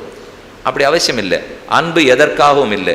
தாய் குழந்தைய கொஞ்சறது வேறொரு பயனை அடையிறதுக்காக இல்லை, கொஞ்சம் இன்பத்துக்காக. அதை போல் நாம் பக்தி பண்ணுறது எதையோ வாங்கிக்கிறதுக்காக இல்லை, பக்தி பண்ணும் இன்பத்துக்காக. நாமங்களை சொல்கிறது வேற எதையோ வாங்கிக்கிறதுக்கு இல்லை, நாமத்தை சொல்லும் இன்பத்துக்காக. நம்ம தந்தை, நம்முடைய தாய், அவர்களுடைய நாமத்தை நாம் சொல்கிறோம், நாக்கு கொடுத்தவனுக்கு திரும்ப நாமத்தை கொடுக்குறோம். அப்படி இருக்கிறச்சே இதுக்கு எதுக்கு வேறொரு பயனை கருத வேண்டும்? ஒரு ரத்தனம் கிடச்சது ஒரு வியாபாரிக்கு, யாரோ ஒரு சம்படவன், மீனோட வயத்தில் ரத்தனம் இருந்தது, அது விலை எங்கேயானு 2-3 கோடி இருக்கும். ஆனால் பிடிச்ச சம்படவனுக்கு அதன் விலை தெரியாது. நேராக அந்த ஊரில் இருக்க வியாபாரிகிட்ட போனால் அவர் கேட்டார், உனக்கு எவ்வளோ வேணும்? இவர் திருப்பி, உனக்கு எவ்வளோ கொடுப்பீர்? உனக்கு என்ன வேணும்னு சொல்லு. அவனுக்கு அன்னைக்கு சோறு வேணும், 50 ரூபான்னு. அவனுக்கு அது பெரிய சமாச்சாரம். 50 ரூபான்னா புரிஞ்சுனுட்டான் வியாபாரி. சரியா 50, உனக்காக பரவாயில்ல, இவ்வளோ தூரம் கொண்டு வந்திருக்கேன், 60 வச்சுக்கோ. 10 ரூபா சேர்த்து போட்டு கொடுத்தான். அவனுக்கு ரொம்ப திருப்தி, வாங்கினா கிளம்பி போயிட்டான். வியாபாரி அதை நன்னா பட்டை திருட்டுறான். இந்த பக்கம் பார்த்தா மஞ்சள் அடிக்கிறது, அந்த பக்கம் பார்த்தா நீளமாக கொட்டுறது, அந்த பக்கம் பார்த்தா ஷஹப்பாக கொட்டுறது, இப்படி பார்த்தா 1 கோடிங்கிறான், அப்படி பார்த்தா 2 கோடிங்கிறான். நேராக ஊரினுடைய ராஜாவிட்ட எடுத்துன்னு போனான். உமக்காக நான் நாடு நாடாக தேடி இந்த கல்லை எடுத்துன்னு வந்திருக்கேன், எவ்வளவு கஷ்டப்பட்டு கொண்டு வந்திருக்கேன் தெரியுமோ? எவ்வளவுன்னு கேட்டான். 3 கோடி ரூபான்னா. கொடுத்தாச்சு. ராஜா கவலையப்படல, எடுத்தான் கஜானாலேருந்து 3 கோடியை கொடுத்தான், வாங்கிட்டு போயிட்டான். வாங்கிட்டு இப்போ ராஜா என்ன பண்ணுவான்? இன்னொரு தரம் பட்டத்துக்கிட்டு பக்கத்து தேசத்து ராஜாவுக்கு 4 கோடி கொடுத்துடலாமா? பண்ணவே மாட்டான். ஒன்றும் உடனே பொற்கொல்லரை கூட்டு தங்கெழுத்தில் போட்டுப்பார், இல்லை ரொம்ப பிடித்தமான ராணியாக இருந்தால் முதல்ல அவ கழுத்தில் போடுவார். இவ்வளோ தானே ராஜா செய்வார். அதே ரத்தனம், அந்த ரத்தனம் 50 ரூபாய்க்கும் கை மாறித்து, ரத்தனம் 3 கோடிக்கும் கை மாறித்து, ரத்தனம் கையே மாறலை, தன் விருப்பத்துக்குன்னு போச்சு. இந்த ரத்தனம் தான் இப்போ நாமம், பகவானுடைய திருநாமங்கள் தான் ரத்தனங்கள்னு வச்சுங்க. அது எனக்கு வியாதி போகணும், கல்யாணம் ஆகணும், பரீட்சை தேரணும், வேலை கிடைக்கணும், சம்பள உயர்வு கிடைக்கணும், இதுக்காகலாம் சொன்னேன்னா 50 ரூபாய்க்கு கை மாற்றி விட்டா போலே. 50 ரூபா வேண்டிய ரத்தனத்தை கொடுக்கலையா, அது போல் சின்ன சின்ன பையனுக்கு கொடுத்தேன்னா 50 ரூபா வியாபாரம்னு அர்த்தம். சாமி அதெல்லாம் நான் பண்ணுறதா இல்லை, நாமத்தினுடைய மகாத்மியம் எனக்கு தெரியும், அதை சொல்லி பகவான்கிட்ட மோட்சம் கேட்க போகிறேன், முக்தி அடைய போகிறேன்னா சரி 3 கோடிக்கு விற்றா போலே, எனது பெரிய வியாபாரம் இல்லையோ. அதனால் முக்தி கேட்டுட்டு நாமங்களை சொன்னால் 3 கோடி கொடுத்தா போலே. இன்னொருத்தர் சொன்னார், நான் 50க்கு விற்கிறதா இல்லை, 3 கோடிக்கு விற்கிறதா இல்லை, அதை சொல்கிறதுக்குன்னு சொல்ல போகிறேன். அதை ராஜா ராணி கழுத்தில் போட்டு அழகு பார்த்தா போலே. இந்த 3ல் நாம் யாராக இருக்கணும்? இப்போ அது 50 ரூபாய்க்கு விற்றவனாக இருக்கணுமா, 3 கோடிக்கு விற்றவனாக இருக்கணுமா, இல்லை கழுத்தில் போட்டுட்டு திருப்திப்பட்டவனாக இருக்கணுமா? சத்தியா ராஜாவாக இருக்கணும் தானே யாருமே ஆசைப்படுவா. அப்போ நாமங்களை சொல்லும் இன்பத்துக்காக சொல்ல வேண்டும், பிரதிபலனை கருதி அல்ல. ஆனால் கருத வேண்டாம்ங்கிறதுக்காக கிடைக்காதுன்னு நான் சொல்லலை. இப்போ கிடைக்காதுன்னு ஒருத்தரும் சொல்லலை, கண்டிப்பாக கிடைக்கும் தான் சொல்லியிருக்கா. ஆனால் அது கிடைப்பதற்காக நீ தேடாதே. நம்ம சொல்வது அதுக்கு சொல்லக்கூடாது. நம்ம சொல்கிறது சொல்லும் இன்பத்துக்காக, பெருமானுடைய திருப்திக்காக சொல்லணும். சொல்லிட்டா தானே மற்றொரு பக்கத்தில் இது கிடைச்சுட்டே இருக்கும். அப்படி கிடைக்குமான்னா குச்சேலர் கிடைச்சிதே, அவர் போய் கேட்கவே இல்லையே கண்ணுட்ட எதுவுமே. போனார், தண்டம் சமர்ப்பித்தார், நன்னா பெருமானோட பேசியிருந்தார், 2 பேரும் திருப்தியாக இருந்தது, போயிட்டு வரேன்னார், தப்பிச்சு வந்துட்டார். கேட்டிருந்தால் மொத்த பெருமையும் பட்டு போயிருக்கும். நல்ல வேளை அவர் கேட்கல, அதனால நட்பு தப்பிச்சுது. கேட்கலைங்கிறதுக்காக கிடைக்காத போச்சான்னா ஊருக்கு போகிறதுக்குள்ளே எங்கே பார்த்தாலும் ஒரே கோட்டி கோட்டியான கிடைச்சது அவருக்கு. அதனால் கேட்டது மட்டும் கிடைக்கும், கேட்கலைன்னா எல்லாமே கிடைக்கும். எதை கேட்கணும் நம்ம தான் முடிவு பண்ணிக்கணும். கேட்கறதுன்னா கேட்டுடலாம், எனக்கு எவ்வளோ கேட்க தெரியும். போனால் ஒரு சாமிகிட்ட, சாமி எனக்கு ஒரு 1000 ரூபா கொடுக்குறீரா, 10,000 ரூபா கொடுக்குறீரா, 1 கோடி கொடுக்குறீரா, மேலே தெரியாது, நமக்கே வாய் கூச்சிடும். இப்போ இதை விட பெருமாள்கிட்ட நேராக போய் அடி எனக்கு எது சரின்னு தோன்றதோ கொஞ்சம் நீரே பண்ணும் அப்படின்னு சொல்லிட்டு விட்டுட்டோம்னால் தானே நமக்கு எது நல்லதோ பண்ணிட போகிறா. ஒரு குழந்தைக்கு பெற்ற தாய் சோறு ஊட்டுறா, பால் ஊட்டுறா, வேளா வேலைக்கு கேட்டு உனக்கு என்ன ஒன்றுன்னு கேட்டால் அவள் ஊட்டின்னு இருக்கா, அதுக்கு தெரியவே தெரியாது. அப்போ பெத்த குழந்தைக்கு இன்னும் கேட்டால் பாலை தட்டும், நான் சாப்பிட மாட்டேன் தட்டும். ஆனால் தட்டினாலும் உட்காத்தி முதுகலை தட்டியோ தலையில் தட்டியோ என்னமோ தட்டி வயத்தில் இறக்கி விடுறாளோ அந்த பாலை. அப்போ அவளுக்கு தான் தெரியறது. அதே போல பெருமானை தாயாக கொண்டு நாமங்களை சொல்லும் இன்பத்துக்காக சொல்லி வந்தால், வெட்கத்தை விட்டு சொல்லி வந்தால், தப்பா சொன்னாலும் சொல்லி வந்தால், பொருள் தெரியாவிட்டாலும் சொல்லி வந்தால், ஒரு முறையேனும் சொன்னால் கண்டிப்பாக அது செய்ய வேண்டிய பலத்தை செய்யும். இது கலியுகத்துக்கே உண்டான தர்மம். அதனால் இனிமே எந்த சந்தேகமும் யாரும் வச்சுக்காதீங்க. இருக்கிற இடத்துலேருந்து நம்ம பகவானுக்கு முன்னாடி 2 புஷ்பத்தை திருவடியில் சேர்ப்போம். அதோ கிருஷ்ணா, கோவிந்தா, முராரே, நாதா, கேசவா, என்ன முடியுமோ நமக்கு எவ்வளவு தெரியுமோ அதை சொன்னால் போரும். முராரி பாதார்ப்பித அர்ப்பித விருத்திகி புத்தி விருத்திகி. இதை பற்றி ஒரு ஸ்லோகம் சொல்கிறது, விக்ரேது காமா கில கோபகன்யா முராரி பாதார்ப்பித சித்த விருத்திகி. கோகுலத்தில் ஒரு பெண், அழகான கதை பாருங்க. அவன் நித்தியப்படி தாயிறு, பால், மோர், வெண்ணெய் இதெல்லாம் விற்றுட்டு வரணும். எல்லாத்தையும் கடைஞ்சி கொடுத்துட்டா அவள் தலையில் எடுத்து பாத்திரத்தை வச்சுட்டா அப்படி வீதி வீதியாக போகிறா. தயிர் வாங்கலையோ தயிர், மோர் வாங்கலையோ மோர், பால் வாங்கலையோ பால், நெய் வாங்கலையோ நெய். 5 நிமிஷம் கூவினா 10 நிமிஷம் கூவினா அவருக்கு அது பிடிக்கவே இல்லை. அவள் எண்ணமெல்லாம் கண்ணன்ட்டு இருக்குது. இது மோர் வாங்கலையோ தயிர் வாங்கலையோ பால் வாங்கலையோண்டா கொஞ்ச நாள் ஆச்சு. மாதவன் வாங்கலையோ மாதவன், கோவிந்தன் வாங்கலையோ கோவிந்தன், மதுசூதனன் வாங்கலையோ மதுசூதனன், கேசவன் வாங்கலையோ கேசவன். பார்க்குறவள்லாம் இது யார், எப்போ கண்ணன் விற்பனைக்கு வந்தார், இவர் ஏதோ பாலும் மோரும் தயிரும் வித்துட்டு இருந்தா கண்ணனையே விற்க ஆரம்பிச்சிட்டாள் என்னால்.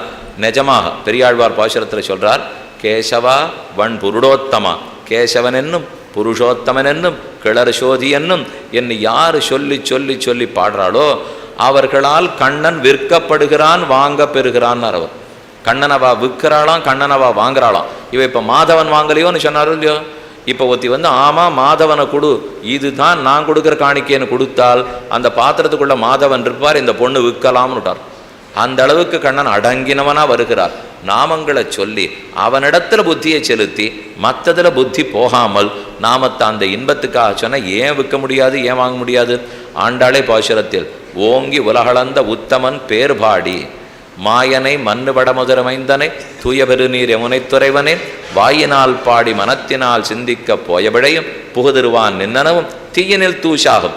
பகவன் நாமங்களை பாடினோம்னால் தீயிலிட்ட பஞ்சு போல் எரி துரும்பு போல் பாபங்கள் அத்தனையும் தொலைந்து போம். இது நாம சங்கீர்த்தனத்தின் ஏற்றம். இந்த சங்கீர்த்தனத்தை பண்ணிட்டு இருந்தா எங்க கொண்டு போய் விடும்?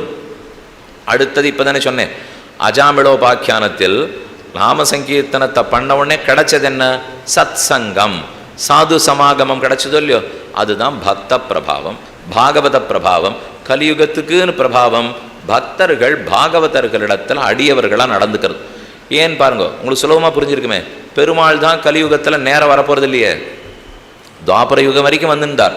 கிருத்தயுகத்திலே மத்ஸ்ய கூர்ம வராக நரசிம்ம வாமன 5 பேர் வந்தா. திரேதாயுகத்தில் பரசுராம ராம, துவாபர யுகத்தில் பலராம கிருஷ்ண, கலியுகத்திலே இல்லை. கடைசியில் எப்போவோ 4 லட்சம் வருஷம் ஆச்சுன்னா கல்கி பிறக்க போகிறார். அதெல்லாம் நேற்றே வாசிவிட்டோம். அப்போ வரைக்கும் நான் காத்துருக்கணும்னா வேற என்ன செய்யலாம்னால், பெருமானுக்கு பிரதிநிதியாய் அவனே பிறந்தா போல பாகவதர்கள் பிறந்திருக்காளோ இல்லையோ, அப்போ பகவானுக்கு பிரதிநிதியாக பக்தர்களைத்தான் கொள்ள வேண்டும்.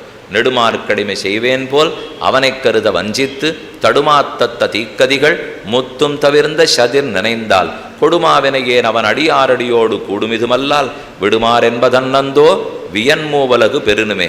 பெருமானை பெறுவதை விட அவன் அடியார்களுக்கு பக்தனாக இருக்க வேண்டும். அவர் ரொம்ப உயர்ந்தவர் தான். ஆனால் என்ன தான் இருந்தாலும் நேராக அவர்கிட்ட போக முடியாது. ஏன்னு பார்ப்போம். இப்போ இனிமேல் நீங்கள் நன்னா கூர்ந்து நோக்க வேண்டியது, பக்தர்களுக்கு தொண்டனாக நாம் இருக்கணும், அடியார்க்கடியானாக இருக்க வேண்டும். இருப்போமே சுவாமி, கஷ்டமே இல்லை. பெருமாள்னாலும் ரொம்ப தள்ளி இருக்கார், நம்மளெல்லாம் புரிஞ்சிக்க மாட்டார். ஆனால் நம்ம பக்கத்தில் இருக்கார், ஏற்று வீட்டுக்காரர் இருக்கார், பக்கத்து வீட்டுக்காரர் இருக்கார். அவர்களுக்கே அடியவனாக இருப்பேன்னா நினைக்க வராது. ஏன் பாருங்க, இப்போ இந்த கூட்டத்தில் உட்காண்டிருக்கிறவாளுக்குள்ளே ஒரு தசிந்த பக்தராக இருக்கட்டுமே, உடனே அவரை விழுந்து நமஸ்கரித்து நீரே தெய்வம்லாம் சொல்லிடுவோமான்னா சொல்லுவோம். இப்போ இது இந்த உபன்யாசத்தில் கேட்ட ஜோரில் நீங்கள் சொன்னாலும் சொல்லிட்டு வெளியில் போனப்புறம் நாளைக்கு எங்கேயோ போயிட்டு இருக்கிறச்சே அவரும் வேட்டி கட்டின்னு இருக்கார், நானும் வேட்டி கட்டின்னு இருக்கேன். அவருக்கு நெத்தி அழிஞ்சு போச்சு, எனக்கு நெத்தி அழிஞ்சு போச்சு. அவரும் பசிக்கிறதுனா வழியில் நின்று ஏதோ பழத்தை வாங்கி சாப்பிட்டுருக்கார், நானும் வாங்கி சாப்பிட்டுருக்கேன். அவருக்கும் துன்பம் வருது, எனக்கும் துன்பம் வருது. மெதுவாக எனக்கு உள்ளே இருக்கிறது தலை தூக்கம். ஒன்றும் நமக்கு அவருக்கும் வித்தியாசமே இல்லை போட்டிருக்கு. இதுக்கு எதுக்கு அவர் மேலே உட்காண்டிருக்கார், நான் கீழே விழுந்து நினச்சிருங்க, வேண்டே வேண்டாமே. இல்லை நமக்கு அவரும் ஒன்றா தான் இருக்கு போட்டிருக்கு. ஏதோ கடவுள்னா வணங்கலாம் சுவாமி, அதுக்குன்னு மனுஷன் வணங்குறதெல்லாம் நடக்காது. ஏன்னு பார்த்தா அவரும் சாப்பிட்றார், நானும் சாப்பிட்றேன், அவரும் தூங்குறார், நானும் தூங்குறேன். நான் எதுக்கு இப்போ அவரை மதிக்க வேண்டும்? இப்போ சங்கராச்சாரியர்னா நான் ஏன் மதிக்கணும்? ராமானுஜாச்சாரியர்னா நான் ஏன் மதிக்கணும்? வல்லபாச்சாரியர், சைதன்ய பிரபுன்னு நான் எதுக்கு மதிக்கணும்? அவளும் மனுஷர்கள் தானே. பிராணம் போச்சா இல்லையா? போச்சு. அழுதுருக்காளா இல்லையா? உடம்பு வந்திருக்கா இல்லையா? வந்திருக்கு. அப்போ நான் ஏன் மதிக்கணும்னு தோணும். இதுதான் கஷ்டம். ஏன்னா பகவான் இடத்துல கூட வந்துடலாம், பாகவதன் இடத்துல வரணும்னா அது சுலபத்தில் நடக்காது. ஏன்னா அவர்களும் நம்மாட்டம் இருக்காளோ இல்லையோ. இதில் முதல் வார்த்தை தெரிஞ்சுக்க வேண்டியது, எந்த ஒரு பக்தன் இருக்கிறானோ, பகவானையே பற்றினவனாக இருக்கிறானோ, அவனை எனக்கு சமமாக நினைத்து பூசின்னு பெருமாள் ஆணையிடுகிறாள். முதல்ல அந்த வார்த்தையை ஞாபகம் வச்சுக்கோ. நம்ம அப்படி காரிய காரணங்கள் கற்பிக்கிறதெல்லாம் அப்புறம் இருக்கட்டும். எப்போதுமே எதை தெரியுமா முதல்ல நம்பணும்? வேத வாக்கியமோ பகவத் வாக்கியமோ இருக்கணும். அந்த பிரமாணம் இருந்துடுத்துன்னா எதிர்த்தே பேசக்கூடாது, நம்ப வேண்டும். இது இந்த சம்பிரதாயத்தில் கண்டிப்பாக கடைப்பிடிக்கணும். நேற்றே கோடி காட்டி சொன்னேன், அது இங்கே இல்லவே இல்லை. இந்த ஹிந்து தர்மத்தில் இது ரொம்ப குறையிறது. எதை வேணா கேள்வி கேட்கலாம், என்ன வேணா பண்ணலாம். ஹிந்துக்களில் மட்டும்தான் நாஸ்திகர் ஆஸ்திகர் 2 பேர் உண்டு. கொஞ்சம் யோசிச்சு பாருங்கள். மற்ற 2 தர்மத்துலேயும் உண்டா? மற்ற 2 மதங்கள் இருக்கும் இல்லையோ, அதில் ஆஸ்திகர் உண்டு நாஸ்திகர் உண்டுன்னு ஒன்று கிடையாது. ஆஸ்திகராக இருந்தால் தான் அந்த மதத்தவர்னே ஒத்துப்பாவா 2 பேரும். ஆனால் ஹிந்து மதத்தில் மட்டும் ஹிந்துவாக இருப்பார் ஆனால் கடவுள் கிடையாதுன்னு வரும், ஹிந்துவாக இருப்பார் ஆனால் வேதம் கிடையாதுன்னு வரும். இது என்ன சுவாமி, அப்போ ஹிந்து இல்லைன்னு சொல்ல மாட்டீங்களான்னால் மாட்டா. பேர் பட்டியலில் மட்டும் ஹிந்துன்னு தான் இருக்கும், அங்கே மட்டும் இருக்குமே தவிர ஆனால் கடவுள் இல்லைன்னு. இது இந்த மதத்தில் மட்டும்தான் சாத்தியம். மற்ற 2 மதத்தில் இது சாத்தியமே கிடையாது. அங்கே அந்த புஸ்தகத்தை ஒத்துண்டாத்தான் அவர்கள், அந்த தெய்வத்தை ஒத்துண்டாத்தான் அவர்கள். ஒத்துக்கலைன்னா எங்கள் ஓட்டிக்குள்ளே இல்லைன்னு விடுவா.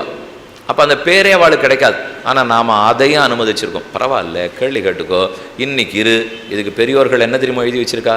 இந்து தர்மத்தில் 2 கட்சி தான் உண்டு. ஒரு கட்சி இன்னைக்கு பக்தன், இன்னொரு கட்சி நாளைக்கு பக்தனாக போகிறோம், 2 பேர் தான். அப்போ நாஸ்திகன்னா அதைத்தான் சுவாமி சொன்னேன், நாளைக்கு ஆக போகிறாருன்ட்டு. இன்றைக்கி வேணால் ஆகாது இருக்கலாம். இப்போ இன்றைக்கி பக்தனாக இருக்கார், அப்போ மற்ற பேர்லாம் பக்தன் இல்லையன்னா நாளைக்கு ஆக போகிறார், ஆகத்தான் போகிறார். பின் இன்னைக்கு ஆகலை என்னால் ஏதோ நிர்பந்தம் ஆலை, கொஞ்சம் விட்டு பிடிங்கோ, தானே நாளைக்கு ஆகிட்டு போகிறா. இன்றைக்கி ஆளே நினச்சி அப்படிலாம் போயிட முடியாது. இருக்கிறது ஒன்று தான் சாத்தியம், பக்தனாக தான் இருந்தாகணும். ஆனால் அந்த பக்தனை பார்த்து தெய்வங்கிற அளவுக்கு நமக்கு தோணணுமே, அந்த எண்ணம் வருமானால் எதனால் வரணும்? பகவான் அப்படின்னு சொல்லியிருக்கார். யார் ஒருத்தன் நான் சொன்னபடிக்கு இப்படி நடக்கிறானோ, என் பக்தனாக இருக்கானோ, அவனை நீ தெய்வமாக மதிக்கணும்னு கருட புராணத்தில் மாத்ஸ்ய புராணத்தில் 2 இடத்துலையும் பகவானுடைய வார்த்தையே இருக்குது. மத் பக்த ஜன வாத்சல்யம் பூஜாயாஞ்ச அனுமோதனம். அதே போல் என் பக்தர்களிடத்தில் வாத்சல்யத்தோடு இருக்கணும், எனக்கு பூஜை பண்ணுறத இசையணும், அதே போல் நானே பூஜை பண்ணணும். மத் கதாசிரவணே பிரீத்திகி ஸ்வரநேத்ராங்க விக்ரியா, என் கதையை கேட்குறதுல ஆசை இருக்கணும், என் கதையை கேட்டாலே அழழுன்னு அழணும், பூஜை பண்ணுறதுல ஆசையோடு இருக்கணும், பக்தர்களிடத்தில் அன்போடு இருக்கணும். இப்படி யார் இருந்தாலும் என் பக்தன். பக்திர் அஷ்டவிதா ஹேஷா எஸ்மின் மிலேச்சேபி வர்த்ததே.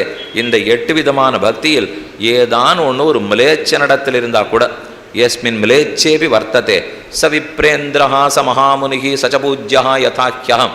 அவன் அந்தணர்களில் தலைவனாக, எனக்கு நிகரானவனாக, எனக்கு சமமாக நினைத்து அவனை பூசிப்பாய் ஆண போட்டிருக்கார் பெருமாள். யாரொத்தம் பக்தர்களிடத்தில் பக்தியோடு இருக்கானோ, அவர்கள் குற்றத்தை பார்க்கலையோ, எல்லாரும் பூஜிக்கிறத ஆமோதிக்கிறானோ, தானும் பூஜிக்கிறானோ, கதை கேட்கறதுல ஆசை இருக்கோ, கதையை கேட்டு உள்ளம் உருகி நிற்கிறானோ, இப்படிப்பட்ட பக்தன். இப்படி யார் ஒருத்தர் இருந்தாலும் எனக்கு சமமாக நினை, அவனை நீ கண்டிப்பாக பூஜிக்க வேண்டும். இதுதான் பக்தனிடத்துல நடந்து கொள்ள வேண்டியதுன்னு பகவான் சொல்கிறார். இதே விஷயத்தை தான் ஆழ்வாரும் நேற்று கடைசியாக சொன்னேன். எந்த குலத்தில் பிறந்தான்னு பார்க்காதே, சாதி பார்க்காதே, படிப்புள்ளவனா இல்லையான்னு பார்க்காதே, அவன் பகவத் பக்தனானு மற்றும் பார். அப்படி பக்தனாக இருந்துவிட்டால் நேர அவனை கடவுளாக கொள்ளலாம். எதற்காக? நாம் ஏன் நேரைய பெருமாள்கிட்ட போயிடலாமே? எதுக்கு ஒரு பாகவதன் பக்தன் மூலம் போகணும்? போயிருக்கா பாருங்க. ஒரு இடம் உதாரணம் சொன்னால் உங்களுக்கு சட்டுன்னு புரிஞ்சுப்படும். இப்போ விபீஷணன் ராமனிடத்தில் வருகிறார். ராவணன் தள்ளிவிட்டார். இனிமேல் இந்த நாட்டிலே இருக்காது, குலத்துக்கு கோடரிக்காம்பா பிறந்திருக்க, வெளியில் போ, தாசவச்ச அவமானிதான்னு அவமானப்படுத்தப்பட்டான். துவாம் துதி குலபாம்சனம், காலால் உதச்சி தள்ளினா வெளியில் வந்துட்டான் விபீஷணன். உடனே ஆகாசத்தில் தாவிட்டான். அந்தரிக்ஷகதா ஸ்ரீமான் சதுர்பிஸ்ஸக ராட்சசை, 4 ராட்சசர்களை கூட்டின்டான். லங்கேலேருந்து பறக்கிறான். ராமேஸ்வரம் பக்கத்தில் திருப்புல்லாணி சேத்துக்கரை இருக்கு பாருங்க, அங்கே தான் ராமன் உட்காண்டிருக்கார். படை வீரர்களோடு வந்து இறங்கியிருக்கார். அந்த இடத்துக்கு விபீஷணன் வருகிறான். வந்தவர் இவ்வளவு தூரம் வந்தவர் பறந்து வந்துட்டார். ராமனும் அயோத்தியிலேருந்து ராமேஸ்வரம் வரைக்கும் வந்தாச்சு, விபீஷணன் லங்கேலேருந்து இது வரைக்கும் வந்தாச்சு. 2 பேரும் நேராக சந்திச்சுக்க வேண்டியதானே? ராமா உன் திருவடிகளே சஞ்சம்னு சொல்லியிருக்கணும் இல்லையோ? சொல்லவே இல்லை. வந்தவன் கஸ்தகேவ வியதிஷ்டதா, ஆகாசத்தில் நின்று கூட்டமாக குரங்குகள் இருக்கிறத பார்த்து கைகூப்பிண்டான். கைகூப்பிண்டு நிவேதயதம் ஆம் க்ஷிப்ரம் விபீஷணம் உபஸ்திதம் சர்வலோக சரண்யாய ராகவாய மகாத்மனே. நான் வந்திருக்கேன்னு ராகவனிடத்தில் சொல்லுங்கோ சுக்ரீவனே, கும்பிடுகிறேன். நான் வந்திருக்கேன்னு போய் ராமனிடத்தில் சொல்லுங்கோள். நிறுத்தி விட்டான். இவா தான் போய் பேச ஆரம்பிச்சா. அப்போது நேர ராமன்ட்ட இந்த பக்தன் போல, ஒரு பக்தன் மூலமாக தான் போகிறான் பாருங்க. நேர போயிருக்கலாமோ இல்லையோ? ஒரு பக்தனின் மூலம் வந்து சுக்ரீவனிடத்தில் வேண்டி நீ போய் சொல்லு. சுக்ரீவன் போகிறார். அந்த பக்தன் நல்லதா சொன்னார். போய் என்ன பண்ணார்? இவனை இப்போவே கொன்னுடணும்னார். பேச்சு ஆரம்பமாக தான். இப்போ இவனை ஏற்றுக்கவே கூடாது ராமா, இப்போயே தலையை விட்டுடு. எப்போ அண்ணனையே விட்டுட்டு வந்திருக்கானோ நம்மளை விடுறதுக்கு ரொம்ப நாள் ஆகாது. அதனால் ரொம்ப சங்கையாக இருக்குது, சந்தேகமாக இருக்குது. கொன்னுடணும். ஏஷ தீவிரேன தண்டேன வத்தியதாம், இவனை இப்போவே சதுர்பிஸ்ஸக ராட்சசை வத்தியதாம், கொல்லணும்னார். ராமன் ஒத்துக்கிறதா இல்லை, பேசி போராடி வாதாடி ஒத்துக்க வச்சுட்டார் சுக்ரீவனை. அவனை நம்ம ஏற்றுண்டாகணும். சுக்ரீவா தள்ள முடியாது, காலில் விழுந்தவனை தள்ளினா அப்புறம் எனக்கு என்ன பெருமை இருக்குது? எங்கள் இக்ஷாக்கு குலத்துக்கே மகாத்மியம், காலில் விழுந்தவனை தள்ள மாட்டோம். அப்படித்தானே உங்கள் அண்ணன் எதுக்காக கொன்னேன்? வாலிய ராமன் எதற்கு கொன்று சுக்ரீவனுக்கு பட்டம் கொடுத்தார்? காலில் விழுந்த சுக்ரீவனை மன்னிக்கலேன்னு தானே குத்தமே சொன்னார் ராமன். அப்போ வாலிக்கு சொன்ன குத்தம் தனக்கு கிடையாதுன்னு விபீஷணன் வந்து காலில் விழுந்திருக்கிறச்சு இவரே ஏற்றுண்டாகணுமே. அதனால் கண்டிப்பாக ஏற்றுக்க போகிறேன்னு புரிய வச்சுட்டார். சுக்ரீவனு சம்மதிச்சுட்டான். உடனே ராமன் விபீஷணா வான்னு கூப்பிட்டுருக்கணும் இல்லையோ? கூப்பிடலை. சுக்ரீவனை பார்த்து ஆனையேனம் ஹரிஸ்ரேஷ்ட தத்தமஸ்யாபயம் மயா விபீஷணோவா சுக்ரீவ எதிவா ராவணஸ்வயன். நான் சொல்கிறேன் போ, அபயமளித்தேன்னு கூறி விபீஷணனை அழைத்து கொண்டு வா என்று சுக்ரீவன்ட்ட சொல்கிறார். எந்த சுக்ரீவன் அபச்சாரப்பட்டானோ அவங்கிட்டயே தலையில் பட்டம் கட்டி போ நீயே தூதனா போய் அழைச்சின்னு வா. சுக்ரீவன் நாம இருந்தா சுவாமி நீர் என்னமோ சொன்னீர் அதுக்காக ஏற்றுக்கலான்னு ஒத்துட்டேன், இதுக்கு நீ என்னையே அனுப்புறதெல்லாம் நன்னா இல்லை, நான் இப்போ தான் அவனை கொல்லுன்னு சொல்லியிருக்கேன், என்னை போய் அமைச்சா நன்னா இருக்காதுன்னு பேசுவோம் இல்லையோ. அது மனம் ஒழுங்காக மாறலேன்னு அர்த்தம். மாறித்துன்னு ஒத்துக்கணும். ஆமாராமா மாறிவிட்டேன், தப்பாக சொல்லிட்டேன், இப்போவே நான் போய் அவனை அழைச்சின்னு வரேன். சுக்ரீவன் போனான், நேர விபீஷணன் அழைச்சின்னு வரான். இதுக்கு பெரியவாச்சான் பிள்ளைங்கிற உரையாசிரியர் கேட்டுக்கிறார், எதுக்காக இந்த நாடகம்? இப்போ எந்த நாடகம்? வந்தவர் என்னமோ ஆகாயத்தில் நின்றுடுவரான், சுக்ரீவனிடத்தில் வேண்டுவரான், இவர் போய் 10 அடி தள்ளி இருக்கிற ராமன்ட்ட பேசுவரான், அவர் அங்கேருந்து திரும்ப சுக்ரீவன்ட்டையும் அனுப்புவரான், 10 அடி தள்ளி இருக்கிற விபீஷன்ட்ட சொல்லுவரான். ஆமாம் 100 மைல் வந்தவனுக்கு 10 அடி வர தெரியாதா? இதுக்கு எதுக்கு குறுக்க நின்று ஒரு சுக்ரீவன், இதுக்கு எதுக்கு திரும்ப ஒரு சுக்ரீவன்? கணவனுக்கும் மனைவிக்கும் ஏதானு குடும்பத்தில் சண்டை வரும், ஒருத்தர் பேசிக்கிறதுலேருந்து ஒரு 2 நாள் இருப்போம், ரொம்ப நாள் இருக்க மாட்டா, ஒரு 2 நாள். அந்த கோபத்துக்கு நடுவில் என்ன தெரியுமா ஆகும்? இந்த பொண்ணோ பிள்ளையோ ஒரு 4-5 வயசு பொண்ணு பிள்ளை இருக்கும், அது முதுகு தான் பழுக்கும். இவை என்ன சொல்லணுனாலும் ஒன்று வச்சு உங்கள் அப்பாட்ட சொல்லு அப்படின்னு அதுங்கிட்ட சொல்லு, அவர் திரும்ப முதுகில் ஒன்று வச்சு இதைத்தான் உங்கள் அம்மாட்ட சொல்லு அப்படின்னு அவர் போய் சொல்லுவார். இந்த 2 பேருக்கு நடுவில் இந்த குழந்தை, இது நான் எதுக்கு ஒத்தி குறுக்க இங்கே இருக்கேன்? இப்போ இவா 2 பேருமே ஒருத்தருக்கு வச்சுக்கலாமே, எதவனா பண்ணிக்கலாமே, எதுக்கு இப்போ நம்மகிட்ட வரான்னு தோணுமோ இல்லையோ? இருக்குது, ஏதோ ஒரு காரணத்துக்காகத்தான் குழந்தை இடையில வைக்கிறா. அதை போல் நாம் பகவான்கிட்ட போகிறச்சேவும் பாகவதன் நடுவில் இருக்கார், பகவான் நம்மளை கூப்பிடச்சேவும் பாகவதன் நடுவில் இருக்கார். எதுக்கு? எதற்கெனில் பிள்ளை லோகாச்சாரியர் ரொம்ப ஆச்சரியமாக அதுக்கு பதில் கூறுகிறார். இவன் முன்னிடும் அவர்களை அவன் முன்னிடுவது, இருவரும் தம் தாம் குற்றங்களை சமிப்பிக்கைக்காக. 2 பேர்கிட்டையும் குற்றம் இருக்குங்கிறார். சரணம்னு வருகிற நம்மிடத்துலையும் குற்றம் இருக்குது, சரணாகதி ஏற்றுக்கிற பகவானிடத்துலையும் குற்றம் இருக்குது. 2 பேரும் தங்கள் தங்கள் குற்றத்தை மறைச்சிக்கணும்னு பார்க்குறா. அதுக்கு தான் நடுவில் ஒரு பக்தனை வச்சுக்கிறாங்கிறார். இருந்தால் இந்த முதுகு இது முதுகு வாங்கிக்கும் இல்லையோ, அதை போலத்தான் இப்போ நடுவாக பெருமாளுக்கு நடுவில் ஒரு முதுகு வேணும். இப்போ அது அந்த பக்தனுடைய முதுகு. நாம் என்ன தப்பு பண்ணிட்டோம்னால், இத்தனை நாளாக பக்தியோடு வந்திருக்க வேண்டியவன் திரும்பியே பார்க்காம திரிஞ்சின்னு இருந்த மூல்யம். எத்தனை பேர் நமக்கு நல்லது சொல்லி பார்த்துருப்பா, பகவானே சொல்லி பார்த்துருக்கார், ஆழ்வார்கள் சொல்லியிருக்கா, ஆச்சாரியர்கள் சொல்லியிருக்கா, எழுத்து வீட்டுக்காரர் சொல்லியிருக்கார், சத்சங்கத்தில் சொல்லியிருக்கா, யார் சொன்னாலும் நான் கேட்கவே இல்லையோ. இன்றைக்கி மனசு திருந்தி வர்றது, கொஞ்சமான வெக்கமாக இருக்காது மனசுக்கு. இத்தனை பேர் நல்லது சொல்லச்சே சுற்றிருந்தோம், இன்றைக்கி நம்மளா வந்திருக்கோம், கொஞ்சம் வெக்கமாக இருக்குது சுவாமி எனக்கு. அதனால தான் பெருமாள்கிட்ட நேராக போகாமல் வேணும்னு ஒரு பக்தனுடைய நிழலில் ஒதுங்கிக்கிறது. அவர்கிட்ட போய் எனக்கு நேராக போகிறதுக்கு கொஞ்சம் வெக்கமாக இருக்குது, நீர் கொஞ்சம் பேசி நம்ம விஷயத்தை எடுத்து சொன்னீர்னா அப்படின்னு இவர் நிழலில் ஒதுங்குறோம்.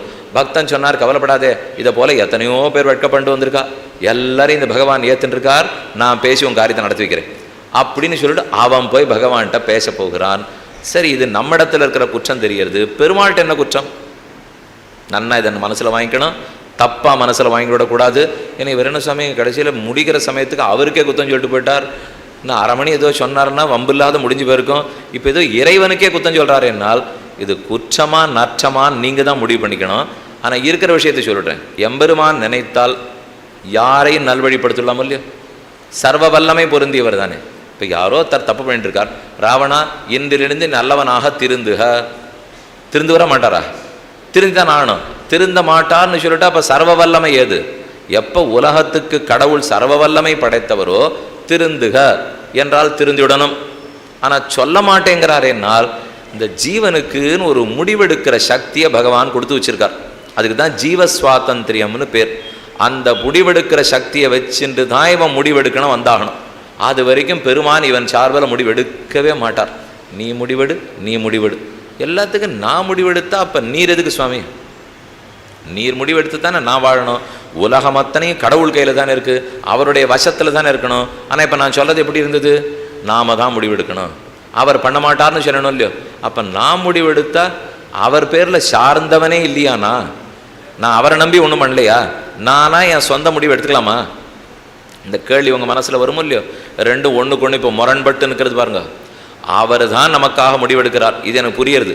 அப்போ நான் அவர் வசத்தில் நான் இருக்கேன். ஆனால் வேற ஒன்று புரியாது, அப்போ நான் தப்பு பண்ணாலும் அவர் தான் தப்புன்னு அர்த்தம். ஏன்னா அவர் தான் முடிவெடுத்தார்னா நான் பண்ணுற தப்புக்கு அவர் தானே பொறுப்பேற்றுக்கணும். இல்லை சுவாமி, அவர்லாம் முடிவெடுக்கலை, நீர் தான் எடுக்கணும். இதில் வேற ஆபத்து. இப்போ அப்படின்னா நான் அவர் வசத்திலே இல்லைன்னு ஆகிடும். நான் முடிவெடுக்கிறேன்னா கடவுள் வசத்தில் இல்லை, கடவுள் முடிவெடுத்தார்னா என் தப்புக்கு அவர் பொறுப்பேற்றுக்கணும். இப்போ இந்த 2த்துல எந்த பக்கம் போகலாம்? 2 பக்கமும் போகலாம். என்றைக்கு வேதாந்திக்கு இருக்கிற சிறப்பு அதுதான். நம்ம கண்டிப்பாக பதில் கிடையாது, சிக்கினுட்டார் நினைப்போம் இல்லையோ, அழகாக அதுக்குள்ளேருந்தே ஒரு பதில் சொல்லிடுவா. சுவாமி இந்த மாதிரி சொன்னால் நாங்கள் அப்புறம் என்ன பண்ணுறது அப்படின்னு கேட்குற அளவுக்கு பதில் இருக்கும். சொல்லியிருக்கிற பதில் என்ன தெரியுமோ, கண்டிப்பாக அவர் தான் முடிவெடுக்கிறார், ஆனால் நீ அவர் வசத்தில் தான் இருக்கே, ஆனால் நீ பண்ண தப்புக்கு அவர் காரணம் இல்லை. ஏன் இல்லைன்னால் இப்படி வச்சுப்போமா, இன்றைக்கி உபன்யாசம் நல்லா இருந்தது, நேற்றுக்கு உபன்யாசம் சுமார், இன்றைக்கி உபன்யாசம் தேவையில்லை. ஒருத்தர் வந்து எங்கிட்ட கொண்டாடினார், இன்றைக்கி நன்னா இருந்தது சுவாமி. நான் ஒன்று எல்லாம் கடவுள் செயல், அவர் அருள்னு. அவர் கோவம் வந்துடுது. அப்போ நேற்றுக்கு நீர் சுமாரா சொன்னது கடவுள் தான் சொன்னாரான்னார். இன்றைக்கி நன்னா சொன்னால் கடவுள் செயல்கிறீர், அப்போ நேற்றுக்கு சுமாரா சொன்னீரான்னார். இல்லை சுவாமி, அப்போ அந்த அர்த்தத்தில் சொல்லலை, நான் என்ன சொல்ல வந்தேன்னா, சொல்கிறதுக்கு வேண்டிய உடம்பு, அதுக்கு வேண்டிய தொண்டை, அதுக்கு வேண்டிய ஞானம், அதுக்கு வேண்டிய புஸ்தகம் எல்லாத்தையும் கடவுள் எனக்கு கொடுத்தார், அவர் தான் கொடுத்தார். அதனால தான் என்னால் சொல்லவே முடிஞ்சது. இது இத்தனை அவர் எனக்கு கொடுத்தார். ஆனால் அந்த கொடுத்துருந்ததை நேற்று கொஞ்சம் ஒழுங்காக உபயோகப்படுத்தலை, இன்றைக்கி கொஞ்சம் ஒழுங்காக உபயோகப்படுத்தினேன். அதனால இன்றைக்கி உபன்யாசம் நல்லா இருந்தது, அதனால் நேற்றுக்கு நல்லா இல்லை. இப்போ இது யார் பொறுப்புன்னு கொஞ்சம் யோசித்து பதில் சொல்லுங்கள். நான் சொல்லது சொல்லிட்டேன், குழப்பிட்டேன்னு நினைக்கிறேன். இருந்தாலும் நன்னா குழம்பினா தான் இப்போ பதிலே வரப்போகிறது. வேண்டிய சரீரத்தை கொடுத்தார், ஞானத்தை கொடுத்தார், புத்தியை கொடுத்தார், புஸ்தகத்தை கொடுத்தார், எல்லாத்தையும் கொடுத்தார். ஆனால் அதை நேற்றுக்கு சுமாராக உபயோகப்படுத்தினேன், உபன்யாசம் ஒழுங்காக இல்லை. இன்றைக்கி ஒழுங்காக உபயோகப்படுத்தினேன், உபன்யாசம் ஒழுங்காக இருக்குது. இப்போ முடிவு யாருது? என்னது தான். ஏன்னா நான் தானே ஒழுங்காக உபயோகப்படுத்தியிருக்கேன். அப்போ என்னது நம்ம ஒம்பதுன்னா நீர் என்ன சுதந்திரமாக முடிவெடுத்துக்கிறார்னா, கொடுத்தது அவர் தானே, அதனால் அவருது. கொடுத்தது அவர்னு பார்த்தா அவருது, முடிவு என்னதுன்னு பார்த்தா என்னது.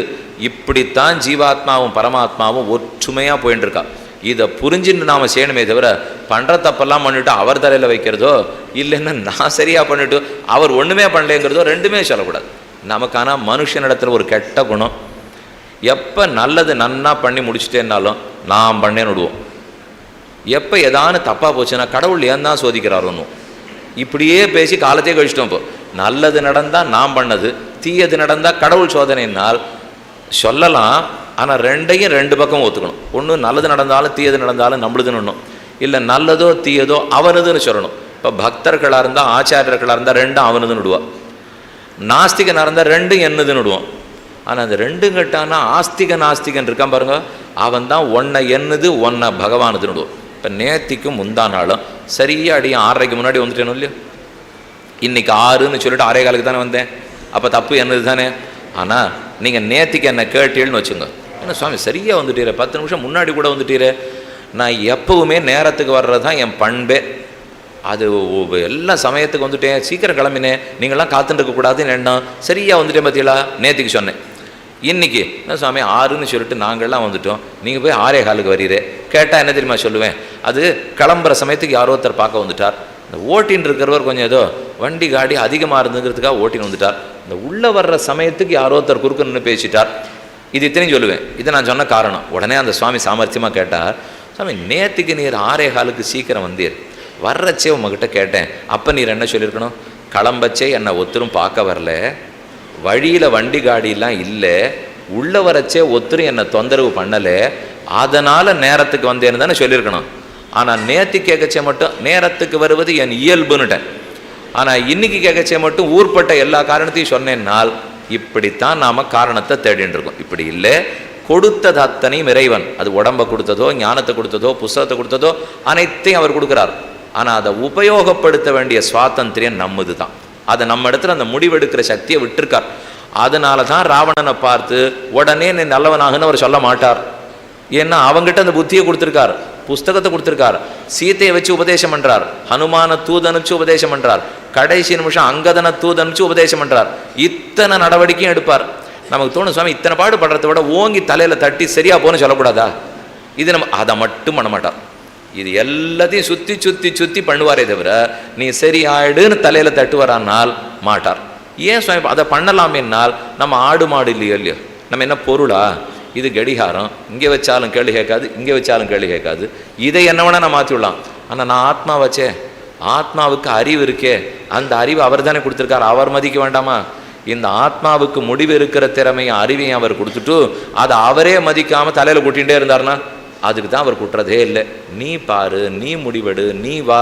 இது சனாதன தர்மத்தினுடைய அடிப்படை கொள்கை. ஆனால் இந்த கொள்கையே சில சமயம் பல சமயம் நல்லது பண்ணும், சில சமயம் தப்பாக புரிஞ்சின்ற வாழ்க்கை ஆபத்தப்படும். அவள் என்ன சொல்லிடுவா, அவர் தான் சுவாமி தப்பு பண்ண வச்சார்னு நிமிஷ போதில் முடிச்சிடுவா. அவர் அதை பண்ண வைக்கிறதே இல்லை. அதற்குரியதைத்தான் கொடுத்தார். கையில் கத்தி கொடுத்து பழத்தை நறுக்கி சாப்பிடுன்னா நான் எடுத்துன்னு போய் பக்கத்தில் இருக்கிற வயத்தில் ஊற்றினேன்னா அதுக்கு என்ன கத்தியை கொடுத்தவன் பேர் இல்லையா தப்பு? இப்போ கத்தியை நல்லதுக்காகத்தான் கொடுத்தான், எனக்கு உபயோகப்படுத்த தெரியலே தப்பாக பண்ணிட்டேன். இப்போ ஆக பகவத் பக்தர்கள்னு பார்க்குறோம். நடுவில் எதுக்காவா பெருமான் நன்னா நம்மளை திருத்திருக்கலாம், சக்தி இருக்குது, எப்போதோ நம்ம தன் திருவடியில் சேர்த்துட்டுருக்கலாம். ஆனால் அப்படி சேர்த்துக்காமல் கொஞ்சம் காலம் கடத்திருக்கார் பாருங்க. இது உள்ளூர் அவருக்கு நெருடல் தான். என்னதான் இருந்தால் அந்த பிள்ளை எப்போவோ நம்ம திருவடியில் சேர்த்துட்டுருக்கலாம், பண்ணலை. இத்தனை நாளாக அவனை விட்டுட்டோம். அதனால நம்மளை நேர பார்க்கறது அவருக்கும் கொஞ்சம் வெக்கம். இது நமக்கு மட்டும் வெக்கம் இல்லை, நமக்கு அவரை நேராக போய் நிற்கிறதுக்கு வெக்கமாக இருந்தது. ஒருத்தர் நிழலை பிடிச்சிடணும், அவருக்கும் என்ன நேரம் பார்க்கறதுக்கு வெக்கமாக இருக்கு. இப்போ என்ன இவனை திருத்தணும்னா எப்போவோ நான் திருத்திருக்கலாம், திருத்தாத விட்டுருக்கேன், சரி போட்டேன் அப்படின்னு நினச்சின்னா அவரும் ஒரு பக்தனை பிடிச்சிக்கிறார். அதே பக்தனை அனுப்பிச்சு எப்படியும் உம்மைத்தான் அவன் திருவடியை பற்றினா நானும் உம்மை கையை பிடிச்சிக்கிறேன், போய் என்னை சார்பில் பேசி அழைச்சின்வான். என்ன சுக்ரீவன் அனுப்பிச்சாரோ இல்லையோ, இப்போ சொல்லுங்க, நம்மளாலேயும் நேர போக முடியாது, அவராலேயும் நேர கை கொள்ள முடியாது. ஆகவே ஒரு பக்தன் நடுவில் இருந்து தான் தீர வேண்டும், அவர் மூலம்தான் பற்றணும். இதுக்காகத்தான் பக்தன் மூலம் வா பக்தன் மூலம் வாங்குறார். இவ்வளவே இவ்வளவு சின்ன கதை சொல்கிறேனே, வாலிக்கும் சுக்ரீவனுக்கும் சண்டைன்னா சண்டை போட்டு ராமன் மறைஞ்சின்னு இருக்கார். நான் அம்பு விட்டுடுறேன், வாலியை கொண்டுடுறேன், நீ போய் சண்டை போட்டு வானார். கதை உங்களுக்கு தெரியுமே. அவர் 2 பேரும் கிஷ்கிந்தா சண்டை போட்டுருக்கா. ராமன் பார்க்குறார், ஒத்துமை உருவ ஒத்துமை அவ்வளவு 2 பேரும் ஒன்றா இருக்கா. அம்பே விடலவர், இவருக்கு பயம், விட்டா சுக்ரீவன் நெஞ்சில் பாஞ்சு கொடுத்துனா வேண்டான்னு பேசாமல் இருந்தார். சுக்ரீவன் அடிபட்டு குத்துயிரும் குறையுருமா ஓடி வந்தவன் ராமனை பிடிச்சுன்னுட்டு நான் மாட்டுக்கு பர்வத்தத்தில் ஒளிஞ்சின்டான்னு இருந்தேன், என்ன கிளப்பி விட்டு வாலியோட போய் சண்டை போடுன்னு சொல்லிட்டு கடைசியில் என்னை கொல்றதுக்கு திட்டம் போட்டிருக்கியா ராமா, இதுதானா நீ எனக்கு காட்டின நட்பு என்று கேட்டு அழுதான். ராமன் சொன்னார், இல்லை சுக்ரீவா அப்படின்னு தப்பாக நினச்சிக்காதே, எனக்கு தெரியல யார் வித்தியாசம் தெரியல, பக்கத்தில் ஒரு புஷ்பம் இருக்குது, கஜ புஷ்பிகான்னு இருக்கு பேர், அதை அப்படியே பறித்து ஒரு மாலையா தொடுத்து லக்ஷ்மணன் கையில் கொடுத்து லக்ஷ்மணா சுக்ரீவன் கழுத்தில் போடுன்னார். போட்டாச்சு. போட்ட உடனே நேராக மறுபடியும் சுக்ரீவன் சண்டைக்கு போனான். சண்டைக்கு போகிற 2 பேர் அம்பை விட்டார், வாலியை முடிச்சிட்டார். இது என்ன நாடகம்? திரும்ப ஒரு நாடகம். என்ன இவருக்கு அது வித்தியாசம் தெரியாதா? ராமன் கண்ணுக்கா யார் சுக்ரீவன் யார் வாலின்னு தெரியாது, நன்னவே தெரியும். ஆனால் என்னமோன்னு நடக்கலை. ஏற்கனவே லக்ஷ்மணன்கிற பக்தனுடைய அனுகிரகம் கிட்டவில்லை. ராமன் யாரையுமே நேர ஏத்துட்டு அவருக்கு பழக்கமே இல்லை. லக்ஷ்மணனை கூட்டு மாலையை போடுன்னா பக்த அனுகிரகம் கிடைச்சுடுத்துன்னு அர்த்தம். அதுக்கப்புறம்தான் தான் பெருமான் ஏற்றுக்கொள்வார். ஆகவே அங்கே பார்த்தாலும் தெரியுது பாருங்க, ஒரு பக்தன் மூலம்தான் பற்ற முடியும், பக்தன் மூலம்தான் அவரு நம்மளை ஏற்றுப்பார். எதுனால இது இத்தனை ஏன் நடக்கிறதுனால் ஒரு காரணம் பார்த்துட்டோம். அவர்கிட்டையும் குற்றம் இருக்குது, குறுகுறுப்பு இருக்குது, நம்மகிட்டையும் குற்றம் இருக்குது, குறுகுறுப்பு இருக்குது. அதனால தான் நேர போகிறது இல்லை. 2 பேரும் ஒருத்தர் மூலமாக போகிறோம். அது மட்டும் இல்லை, இப்போ என்னதான் பகவான்கிட்ட போனாலும் அவர் வேற ஜாதி தானே. என்ன ஜாதி சுவாமி? பிராமணன் கிரிரா க்ஷத்திரன் ஒரு ஜாதியும் சொல்லலை. இப்போ அவர் பரமாத்மாங்கிற ஜாதி, நம்ம ஜீவாத்மாங்கிற ஜாதி. இந்த ஜாதி யார் இல்லைன்னு சொல்கிறது, மற்றது எல்லாத்தையும் இல்லைன்னு சொல்லிடுவோம். பரமாத்ம ஜாதி ஜீவாத்ம ஜாதி உண்டு தானே. உலகத்தில் கூட பேசுகிறவா ஆண் பெண் 2 சாதி 2 ஒழிய வேறு இல்லைங்கிறா. ஆனால் நீங்கள் வேதத்தை பார்த்தீங்கன்னா சாதி 1 ஒழிய வேறு இல்லைன்னு சொல்லும். ஆணும் பெண்ணும் ஜீவாத்மா தானே. ஆணோ பெண்ணோ சாதி பிரிக்கவே வேண்டாம், உடல் ரீதியாக தான் பெண் ஆணுக்கு வித்தியாசம். ஆத்மானு பார்த்தா ஆணாத்மா பெண்ணாத்மாலாம் கிடையாது. ந புமான்ன ஷண்டா, ஆணாத்மா இல்லை பெண்ணாத்மா இல்லை எதுவும் இல்லை. ஆத்மா ஞானமயம், அறிவே வரிவானவர் ஆத்மா. மொத்த ஆத்மாக்களும் ஒரே ஜாதி. ஆனால் இன்னும் ஒரு ஜாதி இருக்கு, பரமாத்மாங்கிற ஜாதி. வித்தியாசம் என்ன? அவர் தலைவன், நாம தொண்டர்கள். அவர் உடையவன், நாம உடமை. அவர் சுவாமி, நாம தாசன். அவர் தாங்கிறவர், நாம தாங்கப்படுறவா. அவர் ரட்சிப்பவர், நாம ரட்சிக்கப்படுறவா. அவர் வியாபிப்பவர், நாம வியாபிக்கப்பட்டிருக்கிறவா. இதுதான் அவனுக்கு நமக்கு வித்தியாசம். எல்லா விதத்திலும் வித்தியாசம். அப்போ பகவான் தாங்கிறவராக இருக்கார், சுவாமியாக இருக்கார், ரட்சகனாக இருக்கார். நான் தாங்கப்படுறவனாக இருக்கேன், தாசனாக இருக்கேன், சொத்தாக இருக்கேன், ரட்சிக்கப்படுறவனாக இருக்கேன். என்ன இருந்தாலும் என் கஷ்டம் அவருக்கு புரியாது சுவாமி. முதலாளிகள் எப்போவான்னு தொழிலாளிகள் கஷ்டத்தை புரிஞ்சிட்டு இருக்காளோ? இல்லவே இல்லையே. அது இப்போ நான் கோஷம் போட்டால் தானே புரிஞ்சுக்கிறான். அப்படியே அதுக்கு வேண்டிய 10 பேர் கூடி எல்லாம் கிடையாது. சம்பள உயர்வு கொடுத்தா தான் விடுவோம், இல்லைன்னா தர்ணா பண்ணுவோம், கோஷம் போடுவோம், எல்லாம் பண்ணால் தான் முதலாளி ஒத்துக்கிறார். இது நமக்கு ரொம்ப நாளாக சந்தேகம். நம்ம ஜீவாத்மாக்களுடைய கட்டம் இந்த பரமாத்மாவுக்கு புரியவே போகிறதில்லை. அவர் ஒரு தடவை இங்கே பிறந்து கட்டப்பட்டான்னா தெரிய போகிறது, நான் எல்லாத்தையும் பட்டுருக்கேன் அப்படின்னு இவன் சொல்கிறவனுக்கு பெருமாள் பார்த்தார். இவனோட நம்ம நேராக போனால் நடக்கவே நடக்காது. இவன் ஜாத்தியில் ஒத்தனை அனுப்பிச்சா தான் இவன் புரிஞ்சுப்பான். அதுக்குத்தான் ஆச்சாரியர்களை அனுப்பிச்சுட்டே இருக்கார் பெருமாள். தான் போய் சொல்லி பார்த்தா கூட எடுபடாதுன்னு தெரிஞ்சுனுட்டார். தான் ஆச்சாரியனா இருந்தாரே, கண்ணனே ஆச்சாரியனா இருந்தது எப்போ? கீதாச்சாரியனாக பகவத்கீதையை உபதேசித்தாரோ இல்லையோ கண்ணன், ரொம்ப நானா உபதேசித்தார். எடுபட்டுதா சுவாமி? நன்னா பயன்பட்டுதான்னால் கேட்டுண்ட ஒத்தன் அவனும் கேட்டுண்டபடி நடக்கலை. இதுதான் கீதையினுடைய பயன். சுவாமி என்ன எப்படி சொல்லிட்டீர்னா, அவனை தவிர பல பேர் பயன்பெற்றிருக்கோம், அவன் பயன்படவே இல்லை. இத்தனை கீதையை சொன்னவர் சர்வதர்மான் பரித்தியஜ்ய மாம் ஏகம் சரணம் பிரஜ அகம் துவா சர்வ பாப்பேபியோ மோக்ஷயிஷ்யாமி மாசுச்சா. எல்லாத்தையும் விடு, என்னையே எல்லாமாக பற்று, உன்னை பாபங்களில் நின்று விடுவிக்கிறேன்னு சொன்னார் இல்லையோ. அடுத்த வார்த்தை, இதோ கண்ணா உன் திருவடிகளே சரணம்னு அர்ஜுனன் சொன்னானா? ஸ்லோகத்தில் இல்லவே இல்லையே. இது 18வது அத்தியாயம் 66வது ஸ்லோகம். அதுக்கப்புறம் 8 ஸ்லோகம் இருக்குது. அந்த கீதை முடிகிற வரைக்கும் தேடி பாருங்கோ, சரணம்னு அவன் சொல்லவே இல்லை. என்ன தெரியுமா சொன்னா? சண்டை போடுன்னு சொன்ன கண்ணா தெளிவு வந்துடுத்து, இதோ காண்டீபத்தை எடுக்கிறேன் சண்டையை போடுறேன்னா. இதைத்தான் சொன்னான். இதை ஒரு கண்ணன் சிரிச்சுன்னு இருக்கார். சண்டை போடுன்னு சொல்கிறதுக்குள்ளே சரணாகதி பண்ணுன்னு சொன்னேனே, அது உன் காதலையே விழலையா அர்ஜுனா? ஒன்று மட்டும் காதில் விழுந்திருக்கு, இன்னொன்று காதில் விழலை. விழாதது ஆச்சரியம் இல்லை. சண்டையெல்லாம் முடிஞ்சு போய் ராஜ்யெல்லாம் கிடச்சி கொடுத்தா ஆண்டுன்னு இருக்கார். ஒரு நாள் கண்ணனை அரண்மனையில் அர்ஜுனன் பார்க்குறான். அப்போ கண்ணன் திருப்பி கேட்குறார், இவ்வளவு பெரிய கீதையை உனக்கு உபதேசம் பண்ணனே, அதுலேருந்து ஒரு 4 விஷயத்தை நீ சொல்லி எனக்கு கேட்கணும்னு ஆசையாக இருக்குன்னார். இப்போ எங்கள் உபன்யாச காட்டா நீங்கள் பேசி பாருங்கள், ஊரூரா சொல்லிட்டு போச்சு, நீ மாதிரி எல்லோரும் நிறையா வந்து கேட்டுட்டே இருக்கிடும் இல்லையோ.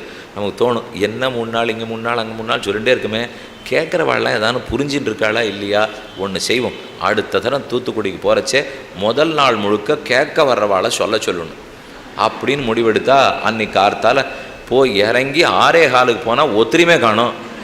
சுவாமி நிறைய பேர் போன தரம் 1000 பேர் வந்தாளேன்னால், நீர் தப்பாக ஒன்றை சொல்லிட்டு போயிருக்கீர் சுவாமி, அவாடு கேட்கவான்னு சொன்னால் கேட்பா, நீர் எங்கே திடீர்னு அவளை பேசுன்னு சொன்னால் கேட்க சொன்னால் சரி, அதுக்குன்னு கேள்வி எல்லாம் திருப்பி கேட்டால் சொல்லலாம் முடியுமா?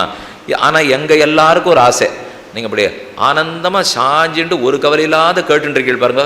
இதை போல் நாங்கள் ஒரு நாள் அங்கே உட்காந்து உங்களை இங்கே உட்காத்தணும்னு ஆசை. அது மட்டும் நடக்கிறதே இல்லை. நாங்கள் சாஞ்சுண்டு தூங்கணும்னா தூங்கலாம், சிரிக்கணும்னா சிரிக்கலாம். பக்கத்தில் முதல் காரியம் தனியாக எத்தனை நாள் உட்கார்றது யோசிப்பார். நீங்கள் எல்லாரும் பக்கத்தில் வேண்டி வாழோட உட்காந்துருக்கீடோ இல்லையோ. எத்தனை நாள் உபன்யாசகர் மேடை ஏறினாலும் தனி. இந்த மேடை தேவையில்லை, ஏதோ இவ்வளவு தான் இருக்குது. சில இடத்துலலாம் பெரிய மண்டபம் வச்சுருப்பா, 5000 பேர் உட்காந்துருப்பா. மேலே இவ்வளோ வருஷத்தில் மண்டபம் இருக்கும், எப்போ உழுந்துட போகிறோமோன்னு பயமாக இருக்கும். இங்கே ஏதோ உட்காந்துருக்குமே, கீதை தான் சொல்லிட்டு இருக்கோம், சரி கேட்குறவா கேட்டுருக்கா, பயம் தனிமை தோன்றதோ இல்லையோ. அதை போல கண்ணனுக்கு தோணித்து, நம்ம உபதேசமே பண்ணிட்டு இருக்கோமே, இந்த கேட்டுண்ட அர்ஜுனன் எதுக்கான்னு தெரிஞ்சுட்டானா இல்லையா? அர்ஜுனா கீதையிலேருந்து ஒரு 4 விஷயத்தை நீ சொல்லுன்னார். கண்ணன் திடுக்கிடுறாப்புல பதில் வந்தது. கேட்டுண்ட அன்னைக்கே மறந்து போயிடுத்து கண்ணா, திரும்பி சொல்லுன்னா அர்ஜுனன். கண்ணனுக்கு கோபம் வந்தது. வந்து சொல்றார், இப்படி ஒரு சிஷ்யனுக்கு நான் சொல்லுவேன் நான் எதிர்பார்க்கவே இல்லை. நீ ஏதோ என் அத்தை பிள்ளையாச்சே, ஒழுங்கா கேட்டுப்பேன்னு சொல்லி கேட்டேன். இதந்தே நாதபஸ்காய நா பக்தாய கதாச்சன இதம் அஸ்ருஷவே வாக்கியம் மெஞ்சமான் நோபியசூயத்தி. இது கீதையில கடைசியில் சொல்றார், எங்கிட்ட பக்தி இல்லாதவனுக்கு சொல்லாதே, என்னை கண்டு பொறாமப்படுவனுக்கு சொல்லாதே, யார் குருவுக்கு சிஸ்ரூஷ பண்ணலையோ அவனுக்கு சொல்லாதே, சொல்லாதே சொல்லாதே சொல்லாதேன்னு 100 விதி போட்டார். இதெல்லாம் அந்த விதியை கண்ணன் பார்க்கவே இல்லை, அர்ஜுனனுக்கு சட்டுன்னு சொல்லிவிட்டார். ஆசை தாங்க முடியாத அன்புனாலே, ஓ பாண்டவர்கள் கட்டப்படுறா, திரௌபதி கட்டப்படுறான்னு தோணித்து எல்லா விதியும் தூக்கி குப்பையில் போட்டார். கிட்டு கிட்டு கிட்டு கிட்டுன்னு தர்மக்ஷேத்திரே குருக்ஷேத்திரேன்னு சொன்னார். இப்போ நீ விதிப்படி சொன்னியான்னு அவரை யார் கேட்க ஆள் கிடையாது சொல்லி அவருக்கு சொல்லணும்னு தோணித்து சொன்னார். நமக்கு தான் விதி, இனிமே நீ இவாளுக்கு சொல்லக்கூடாது, அவளுக்கு சொல்லக்கூடாது, நம்மளை சொல்லுவாளே தவிர. கண்ணன் சொன்னார்னா சொன்னார், பலிக்கிறியன்னா பலிக்கலை, அவரை கேள்வி கேட்கறதுக்கு நம்ம ஆள் இல்லையோ. அப்போ அனைத்தையும் சொல்லி முடித்தவர் மறந்தே போயிட்டான் அர்ஜுனன். இதிலேருந்து கண்ணன் அப்போவே புரிஞ்சு விட்டார், ஓ இனிமே நாம் உபன்யாசகனா ஆகக்கூடாது, ரொம்ப தப்பாக போச்சுன்னா. அதனாலே இப்போ தர்மபுத்திரனுக்கு சந்தேகம், நம்ம நிறைய பேரை கொன்று இருக்கோம், உறவுக்காரால் கொன்று இருக்கிற ஆபத்திற்கு என்னவோன்னு கலங்குறான். இவன் சந்தேகத்துக்கெல்லாம் பதில் வேணுமோ இல்லையோ, கண்ணன்ட்ட தான் வந்து தர்மபுத்திரன் கேட்குறான். ஆனால் கண்ணன் அவங்ககிட்ட சொல்லச்சே, பீஷ்மே குலோகாந்தரங்கதே ஞானானி அல்பி பவிஷ்யந்தி. பீஷ்மாச்சாரியர் சீக்கிரம் சொர்க்கத்துக்கு போகிறார். அவர் புறப்பட்டு போயிட்டார்னா உலகத்தில் ஞானமே இருக்காது, தர்மபுத்திரா அஸ்தமிச்சு போயிடும். போ, அவர்கிட்ட உட்காந்து கேட்டுக்க வேண்டியதெல்லாம் கேளு. யுதிஷ்டிரன் கேட்குறார், நீ இருக்கிய கண்ணா? அவர் இல்லாட்டா நீ இல்லையோ? கண்ணன் அப்போவே சொன்னார், இனிமேல் நான் பேசுறதுலேன்னு முடிவு எடுத்தாச்சு. ஒரு தரம் தான் பேசினேன், இனிமேல் நான் பேசலே, ஆச்சாரியர்கள் தான் பேசணும், நான் கேட்கணும். கேட்டால் தான் கண்ணனுக்கு சரியே தவிர பேசினா சரியில்லைன்னு அவர் புரிஞ்சுட்டார். அப்புறம் பீஷ்மாச்சாரியர் பேச ஆரம்பிக்கிறார். விஷ்ணு சஹஸ்ரநாமம் சொல்றார். யானி நாமானி கௌணானி விக்யாத்தானி பராத்மனா ரிஷிபிப்பரிகீதானி தானி வக்ஷாமி பூதையே தேவகீநந்தன சிரஷ்டா 1000 நாமங்களை சொல்லிட்டு தர்மபுத்திரன் தேடுறான். இந்த நாமங்களுக்குரியவர் ஆகாசத்தில் இருக்காரா, பூமியில் இருக்காரா, கடலில் இருக்காரா, எங்கே இருக்கார்? பீஷ்மர் தட்டினார். என்ன தேடுற தர்மபுத்திரான்னார். இல்லை, இந்த நாமங்களால் சொல்லப்பட்ட அந்த இறைவன் எங்கே இருக்காருன்னு தேடுறேன். உன் தொடையோட தொடை தட்டின்னு அத்தை பிள்ளைன்னு உட்காண்டிருக்கானே, இவனைத்தான் இத்தனை நாளி சொல்லிட்டு இருக்கேன். எங்கேயும் ஆகாசத்துக்கும் பூமிக்கும் தேடாதே, தேவகி நந்தன் சொல்லி ஒன்றும் தெரியாமல் புல்லாங்குழலை கையில் வச்சுருந்து சண்டை போட மாட்டேன், ஆயுதம் எடுக்க மாட்டேன்னு பேர் வச்சுட்டு மொத்த பாரத போரையும் தன்னுடைய புருவ நெறிப்பால் நடத்திட்டு ஒன்றும் இல்லாத போல் உட்காண்டிருக்கான் பார், இவனை பற்றி தான் இத்தனை நேரமும் பேசியிருந்தேன் என்று அப்போ சொன்னார் பீஷ்மர். இவாளுக்கு புரிஞ்சுது. கண்ணன் தெரிஞ்சு விட்டார். இவாளே பேசட்டும், இவாளுக்கு தான் புரிய வைக்க தெரியறது. நம்ம எதையான பேசினா இவன் புரிஞ்சிக்க மாட்டேங்கிறான். ஏற்கனவே கீதையை ஒத்தரும் புரியலேங்கிறான். கர்மயோகம் தெரியல, ஞான யோகம் புரியல, பக்தி யோகம் ஏதோ சொல்லிகிட்டே இருக்கார் சுவாமி. குழப்பமாக இருக்குது, ரொம்ப வேதாந்தமாக இருக்குது, தெரியலேன்னுவா. அதே ஒரு ஆச்சாரியன் பார்த்து கீதையை நன்னா மனசில் வாழ்ந்து, ஒன்றும் கண்ணன் உங்களை கஷ்டப்படுத்தலை, 2 புஷ்பத்தை சமர்ப்பிங்கோ, பழத்தை கொடுங்கோ, பாலை கொடுங்கோன்னு சொல்லி. இவ்வளோதான் கீதையில் சொல்லியிருக்காரா? இதை நேரம் சொல்லக்கூடாது சுவாமி, எங்களுக்கு புரியவே இல்லை அவர் என்ன சொல்லியிருக்காருன்னுட்டு. அவர் என்னென்னமோ கர்மயோகம் ஞான யோகம்னால் கவலைப்பட வேண்டாம். அதை அந்த ஆச்சாரியனிடத்தில் பக்தனிடத்தில் விட்டால் நமக்கென்று எளிமைப்படுத்தி ஜீரணிக்கிற அளவுக்கு கொடுக்குறான் இல்லையோ, அதை ஆச்சாரியனால தான் பண்ண முடியும், பக்தனால தான் பண்ண முடியும். அதை ஒரு நாளும் பகவான் அந்த பொறுப்பு ஏற்றுக்கவே மாட்டார். இவ்வளவு என் பக்கத்தில் திருக்குறுங்குடி திவதேசம் நேற்று கூட சொன்னேன். கைசிக ஏகாதசி, கைசிக துவாதசி என்ன பெரிய நம்பாடுவான் சரித்திரம் நடக்கிறது இல்லையோ. திருக்குறுங்குடிக்கு ராமானுஜரே வந்தார். வந்தவர் பெருமாளை சேவிச்சிட்டார். கிளம்ப போகணும். அப்போ நம்பிக்கை ஒரு சந்தேகம் வந்துடுச்சு. ராமானுஜரே, நீர் லோகத்தில் பிறந்து எல்லாரையும் சட்டுன்னு திருத்தி விடுறீர். நானும் என்னென்னமோ பிறந்து எடுத்து பார்க்குறேன், ஒத்துரு திருந்தவே மாட்டேங்கிறான். உமக்கு மட்டும் திருந்துறாளே, எனக்கு திருந்தலையே, எப்படி ரகசியம் சொல்லும்னார். ராமானுஜர் அவ்வளோ சுலபமாக விட்டு கொடுக்கல. நீ சந்தேகம் கேட்குற, நான் இப்போ ஆச்சாரியன், நீ தான் சிஷ்யன், அப்போ எனக்கு வேண்டி ஆசனத்தை போடு. நீ கீழே கையை கட்டிட்டு நில்லு. நீ இவ்வளோ உயரத்துக்கு நின்றுட்டு என்னை கீழே நிற்க வச்சுட்டு என்ன ஆச்சாரியன் ஆக்கினியானா, எனக்கு கொடுக்குற ஆசனத்தை கொடுன்னு பெருமாள் ஆசனம் போட்டார். போட்டு ராமானுஜர் ஏற்றி உட்காந்துட்டு கையை எப்படி மடிச்சுண்டு, சுவாமி என்ன நியமனம், என்ன ரகசியம் கேட்கிறார். இன்றைக்கும் திருக்குறுங்குடி நம்பி ஆஸ்தானத்துக்குள்ளே ராமானுஜர் எழுந்தருளி இருந்த ஆசனம் இருக்குது. நீங்கள் போனீங்கன்னா கேட்கலாம். மூலையில் வச்சுருக்க 1000 வருஷமாக அந்த சிங்காசனம் அங்கேயே தான் இருக்குது. நம்பி ராமானுஜருக்கு கொடுத்து அமர்த்தினார். கேட்டார். ராமானுஜர் பதில் சொன்னார். என்னதான் இருந்தாலும் நீ எவ்வளவோ உபதேசம் பண்ணுற, ஏன் தெரியுமா ஒத்துன்னு கேட்டுக்க மாட்டேங்கிறா? நீ நெஞ்ச நிமிர்த்திண்டு நாம் பெரியவன் நாம் பெரியவன் நாம் பெரியவன்கிற, யாரும் கேட்டுக்க மாட்டா. அவர் பெரியவன் சொன்னால் தான் உலகமே திரும்பி பார்க்கும். நாம் பெரியவன்னா சந்தேகம் வந்துடுவோம்னார் ராமானுஜர். பெருமாள் பார்த்தார், நீர் சொல்கிறது எனக்கு புரியுறது, ஆனால் புரியல.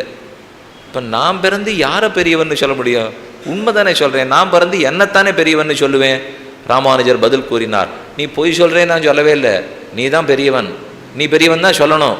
ஆனால் அதை நீ சொல்லக்கூடாதுன்னு நான் சொல்லணும். இப்போ நான் சொல்ல வந்து அதுதான், நீ சொன்னால் எடுபடாது, அதை நான் சொன்னால் தான் எடுபடும். என்ன நீயே நெஞ்ச தட்டின்னு நான் பெரியவன்னா யார் ஒத்துப்பா? நான் பார்த்து நம்பிய 10 கோள்னு சொன்னால் தான் ஒத்துப்பாளே தவிர, திருவேங்கடமுடையான் பணக்கார பெருமாளும் இல்லையோ, 5000 கோடி இருக்குது, 10,000 கோடி இருக்குங்கிறா. நித்தியதோ 30,000 பேர் வரா, 60,000 பேர் வர, கோடிக்கணக்கில் எல்லாரும் போடுறா. சொத்து அவ்வளவு இருக்குது, ரொம்ப ஐஸ்வர்யம். அந்த பணத்தில் கொஞ்சம் அகங்காரம் வந்துவிடுத்தான் பெருமாளுக்கு. ஒரு வித்வான், சிறந்த வித்வான், நல்ல பண்டிதர், பிரச்சாரகர், எங்கும் போய் ஸ்ரீனிவாச வைபவத்தை சொல்கிறவர். அவர் பெருமாளை சேவிக்கணுங்கிறதுக்காக வந்திருக்கார். திருப்பதிக்கு வந்தார், மலையேறி வந்துட்டார். வந்தால் ஒரே கூட்டம். சீட்டு வாங்கினியா, 100 ரூபா வாங்கினியா, ஆர்ஜித சேவா வாங்கினியா, சாஸ்திர கலசம் வாங்கினியா, அர்ச்சனானந்தரம் வாங்கினியா, ஒரே சத்தம். இந்த சுவாமி எங்கேயுமே போல. நேராக மகாத்வாரம் இருக்கும் இல்லையோ, பெருமாளுக்கு ஏற்ற மாதிரி நம்ம இப்போ அந்த துவாரம் வழியாக யாருமே விடுறதில்லை. எல்லாம் வைகுந்தன் துவாரத்துக்குள்ளே நுழைஞ்சு கிடுன்னு சுற்றினு தானே வரும். ஆனால் கோவில் வாசலில் மகாத்வாரம் இருக்கும் இல்லையோ, அந்த துவாரத்தில் நின்றுண்டார். நேர ஸ்ரீனிவாசனை பார்த்து, ஐஸ்வர்ய மதமத்தோசி மாம் நஜானாசி கேசவ, ஐஸ்வர்ய திமிர் பிடிச்சிருக்கே, நான் யாருன்னு உனக்கு தெரியல, நான் பேசினாத்தான் நீ ஸ்ரீனிவாசன். இன்னைக்கு நான் பேசுறதை நிறுத்திட்டேன்னா உன்னை திரும்பி பார்க்கறதுக்கு ஆள் இருக்க மாட்டார்னார். பயந்த பெருமாள் திரையை அங்கேயே அறுத்து விட வச்சு அங்கேருந்தே தரிசனம் கொடுத்துட்டார். இந்த கதை எழுதப்பட்டிருக்கு அந்த ஊரில். இப்போ அப்படின்னு என்ன அர்த்தம்? இவர் என்ன சொல்கிறாரோ அதைத்தான் உலகம் கேட்டுக்கும். ஒரு பக்தன் ஆச்சாரியன் பெருமானை பற்றி பேசினா தான் எடுபடுமே தவிர, இவர் நிமிந்துன்னு நான் தான் ஸ்ரீனிவாசன்னால், சுவாமி எத்தனையோ பேர் ஸ்ரீனிவாசன் இருக்கா, நீ யாருன்னு விடுவா? லோகத்தில் எத்தனையோ பேர் இருக்கு. இப்போ ஒரு பக்தன் பார்த்து இவன் தான் பகவான் பற்றுன்னா தானே லோகமே பற்றும். அதனால ஆச்சாரியன் மூலமாக தான் பற்றியானோ, பக்தன் மூலமாகவே பற்ற வேண்டும். இதுதான் காரணங்கள். அப்போ பெருமானுக்கு ஒரு குறுகுறுப்பு இருக்குது, இவரை நடுவில் வச்சுக்கிறார். நமக்கு ஒரு நெருடல் இருக்குது, அதனால நடுவில் வச்சுக்கிறோம். பகவானே கண்ணனே சொல்லியிருக்கிறது, நான் கீதை சொன்னதை விட பீஷ்மர் சாஸ்திரநாமம் சொன்னது தான் நன்னா இருக்குது, அதனால் நீ அவனையே போய் பற்றிக்கோ. என்ன ஆச்சாரியர்கள் உபதேசம், பக்தர்கள் உபதேசம் சிறப்பு. இந்த கலியுகத்தில் நான் இப்போ செய்ய வேண்டியது என்ன? நல்ல பக்தர்களாக பார்த்து அவர்களுக்கு நிறைய தொண்டு புரியணும். யார் பரமபக்தன் பாகவத்தன் ஆறு, மற்ற எதுக்கு அவர் ஆசைப்பட மாட்டார். சுவாமி அவரை எனக்கு தெரியும் சுவாமி, கடவுள்னா அவ்வளவு உயிர், அதை போல் இருக்கிறவரை நம்ம தேடி பிடிச்சிக்கணும். அவருக்கு ஏதான ஒரு விதத்தில் தொண்டு பண்ணிகிட்டே இருக்கணும். இது ஒரு நல்ல வழி கலியுகத்திலேங்கிறார். இதை ஜடபரதர் சொல்லி கொடுத்தார். ரகுகணன்னு ஒரு ராஜா, அவன் கபிலர் இடத்துல ரைக்குவர் இடத்துல விஷயங்கள் கற்றுக்கிறதுக்காக கிளம்புறான். பல்லக்கில் ஏறி உட்காடுறான். அப்போ தான் இந்த ஜடபரதர் வந்தார். கடைசியில் 2 பேருக்கு பேச்சுவார்த்தை நடந்தது. அவன் கேட்குறான், நான் பாபத்தை போக்கிக்கிறதெல்லாம் யானை குளியலை போலேன்னா. யானை குளித்தா என்னாகும்? நன்னா குளிப்பாட்டி விடுவார். காவேரி இருக்குது, அது தாமிரபரணி இருக்குது, குளிச்சுடும். குளிச்சுட்டு ஜலத்தோடு நடந்துன்னு போகிற வரைக்கும் தும்பிக்கையால் ஜலத்தை எடுத்து தலையில் போடும். நன்னா இருக்கும். அப்படி தூவாலை பூ போய் ராப்பில் இருக்கும். பாகனுக்கு ரொம்ப பெருமிதமாக இருக்குது, பார்த்துட்டே வருவார். இதெல்லாம் மண்ணு மேட்டுக்கு வர்ற வரைக்கும். மேட்டுக்கு வந்த உடனே அதே தும்பிக்கையால் கீழே இருக்கிற குப்பை சத்தை மண் மட்டை என்னென்ன உண்டோ எல்லாத்தையும் எடுத்து தள்ள போட்டுக்கும். பாகனுக்கு ரொம்ப வருத்தம், இதுக்காக உனக்கு இவ்வளோ குளிப்பாட்டி விட்டேன், தேய்ச்சி குளிப்பாட்டி விட்டேன், இது பார் இனிமேல் இந்த மாதிரி பண்ணாதே. யானை அதுக்கும் தலையாட்டிக்கும். ஒன்றும் அது கேட்டுக்க போகிறது இல்லை இப்போ. ஆனால் நாளிலேருந்து பண்ணியானா குளிப்பாட்டி விட மாட்டேன், அதுக்கும் தலையாட்டிக்கும். அதே குப்பை எடுத்து தலையில் போட்டு போயிட்டே இருக்கும். இவன் சொல்கிறது அது கேட்கவே போகிறது இல்லையோ. அப்போ நிரங்குஷ ஸ்வதந்திரன் பகவான். அவன் இந்த யானை குளிச்சா மாதிரி தான் இது. நம்ம பாபத்தை போக்கிக்கிறோம் பாருங்க. இது எப்படின்னால், யானை குளித்த உடனே திரும்ப தூசி படுறதோ இல்லையோ, அதை போலத்தான் நாம் பாபத்தை போக்கிக்கிறோம். போக்கிண்டு வர்றதுக்குள்ளே வேறு பாபம் வந்துடும். ஒரு பாவத்தை போக்குறதுக்கு பிராயசித்தம் பண்ணால், பிராயசித்தத்தை தப்பாக பண்ணிட்டா அப்போ அதுக்கு ஒரு பாபம் வந்துடாதோ.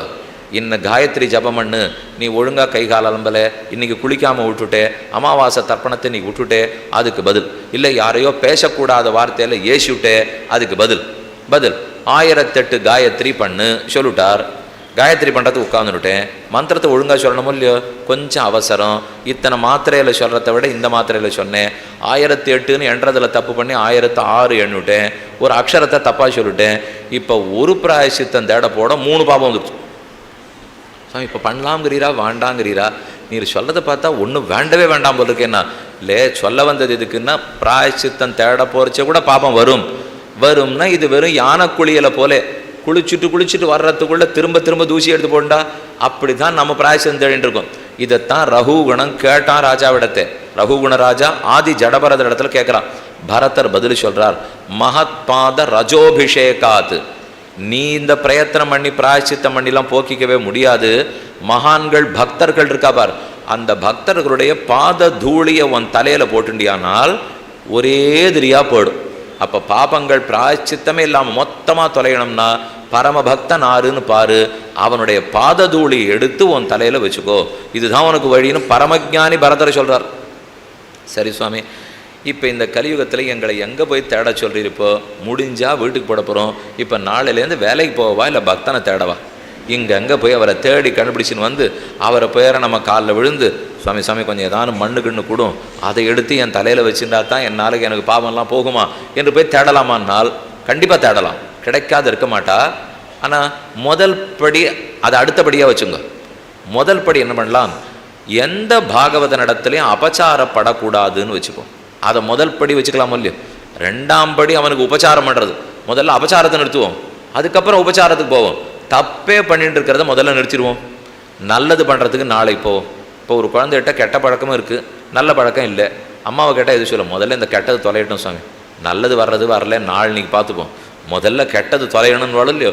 அதை போல் பக்தர்களிடத்தில் அபச்சாரப்படுவது கூடாது. அவர்கள் ஏதானும் தப்பாக இருப்பா.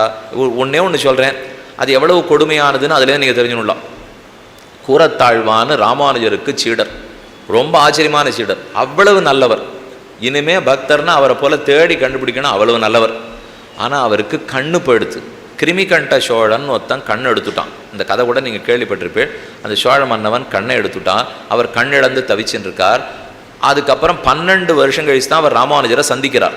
கண்ணு போயிடுத்து, ராமானுஜரை காப்பாற்றணுங்கிறதுக்காக மேலக்கோட்டை கர்நாடகத்திலே பாண்டவபுரம் மண்டியாவில் இருக்கிற மேல்கோட்டை திருநாராயணபுரம் கேள்விப்பட்டிருக்கீங்களா? அங்கே தான் ராமானுஜர் 12 வருஷம் போயிருந்தார். அதுக்கப்புறம் திரும்பி வரார். வந்து இவரை பார்த்து, கூறத்தாழ்வானே உமக்கா கண்ணு போச்சு, எவ்வளவு சாந்தர் நீர், எவ்வளவு சிறந்த பக்தர், உமக்கு போய் கண்ணு போயிடுத்தேன்னு கட்டிட்டு அழறார். இப்போ கூறத்தாழ்வான் என்ன தெரியுமா பதில் சொன்னார்? யாரோ ஒரு வைணவர் போயிருப்பார், அவர் நெத்தியில் திருமண் காப்பு இருந்திருக்கும், அந்த திருமண் கொஞ்சம் கோணலாக இருந்திருக்கும், அது கோணலாக இருக்கு போல் இருக்கேன்னு நான் நினச்சிருப்பேன், அதுக்கு கண்ணு படுத்துன்னு அவர். இதுதான் அவர் சொன்ன பதில். இப்படியும் சுவாமி நாங்கள் எத்தனையோ நாள் இதை விட நிறைய எல்லாம் பண்ணியிருக்கோமே, நீர் சொல்கிறத பார்த்தா வெறும் கோணலாக இருக்குன்னு நினச்சிரு கண்ணு போயிருந்தா இத்தனை நாள் எங்களுக்கு உடம்பே போயிருக்கணும், அந்த அளவுக்கு நிறையவே பண்ணியிருக்கணும், 12 இருக்கும். அப்போ பாகவத அபச்சாரம்ங்கிறது கொடுமையானதுன்னு புரிந்து கொள்ள வேண்டும். எவ்வளவு கொடுமையானதுன்னால் லக்ஷ்மணன்கிற பாகவதனிடத்தில் சீத்தப்பட்ட அபச்சாரத்துக்கு தான் அவருக்கு காட்டு வாசமே. பேருக்கவே வேண்டாம். வால்மீகி ரொம்ப தெளிவாக சொல்கிறார், அந்த சீதையை ஒத்துக்கிறா. ராமன் மாயமான் மாரீச்சன் பின்னே போனார், லக்ஷ்மணன் காவல் காத்துருக்கார். மாரீச்சன் உயிரை விடச்சே வேணுன்னு ஏமாத்தணுங்கிறதுக்காக ஹா சீதே ஹா லக்ஷ்மணா என்று ராமன் குரல்ல ஓலமிட்டுட்டு போயிட்டான். சீதை பயந்துட்டா, ராமனுக்கு ஏதோ ஆபத்தோக்கம்னுட்டு லக்ஷ்மணா நீ போங்கிறா. லக்ஷ்மணன் சொல்கிறார், அண்ணாவுக்கு ஒன்று வராது, அவர் ரொம்ப பெரியவர் புருஷோத்தமன், சீதை கவலைப்படாதே, உனக்குத்தான் ஆபத்து, பக்கத்தில் ராட்சசால் இருக்கா, நான் விட்டுட்டு போக மாட்டேன், ராமன் என்னை நிற்க சொல்லிட்டு போயிருக்கார், எத்தனையோ சொன்னார். ஆனால் சீதை சட்டுன்னு சொல்லக்கூடாத ஒரு வார்த்தையை சொல்லிட்டான். இப்படி ஒரு தவறான எண்ணத்தோடு என் கூட நீ நிற்கிறேன்னு நான் எதிர்பார்க்கல லக்ஷ்மணான்னு அவள். அது புரிஞ்சிக்கவே முடியல லக்ஷ்மணருக்கு. இப்படியா நான் இத்தனை நாளும் பறந்திருக்கேன், சீத்தையை சேவிக்கச்சே நமஸ்கரிக்கச்சே அவர் கணுக்காலுக்கு மேலே கூட நான் சேவிச்சது கிடையாது, என் தாய்க்கும் மேலாத்தானே நினச்சிட்டு இருக்கேன், என் ரொம்ப உள்ளம் வெதும்பு போய் பேசவே மாட்டார் லக்ஷ்மணன். ஆனால் ஒரு வார்த்தை இப்பவும் ராமாயணத்தில் இருக்குது, தேவி இந்த வார்த்தை நீ பேசிவிட்டே, இது நாளைக்கு பெண்கள் குலத்துக்கு என்ன அவப்பெயர் ஏற்படுத்த போதோன்னு எனக்கு தெரியல, இந்த வார்த்தை உம்ம வாயில் வந்திருக்கக்கூடாது அப்படின்னு சொல்லிட்டு தான் அவர் கிளம்புறார். அதனால் இன்றைக்கும் சந்தேகம் பிடிச்சு ஆட்டுறதுன்னு ரொம்ப இருக்கு பாருங்க. ஏதான ஒரு சின்ன தப்பாக இருந்தால் கூட சட்டுன்னு பெண்களுக்கு சந்தேகம் வந்துடும், இயற்கை. ஏன்னா அதை போல் நிறைய பேர் தப்பு பண்ணுறா. ஆனால் இருந்தாலும் அந்த சந்தேகத்தோடு பார்க்குறது அங்கே ஆரம்பிச்சு கொடுத்தது. லக்ஷ்மணன் இடத்துல சந்தேகப்பட்டுவிட்டா அப்புறம் யாரைத்தான் நேர்மையாக நினைக்கிறது? நம்ம என்ன தேவலோகாக்கிரமணம் நாமரத்வம் அகம்பிரணே, ஐஸ்வர்யம் வேண்டாம், தேவலோகம் வேண்டாம், அமரத்துவம் வேண்டாம், ராமா தொண்டு தொண்டு தொண்டு. அதுக்குன்னே 14 வருஷம் உண்ணாது உறங்காது இருந்தாரோ இல்லையோ, அந்த லக்ஷ்மணனிடத்தில் அபச்சாரப்பட்டுடுது. ராமனுக்கு வந்தது கோபம்.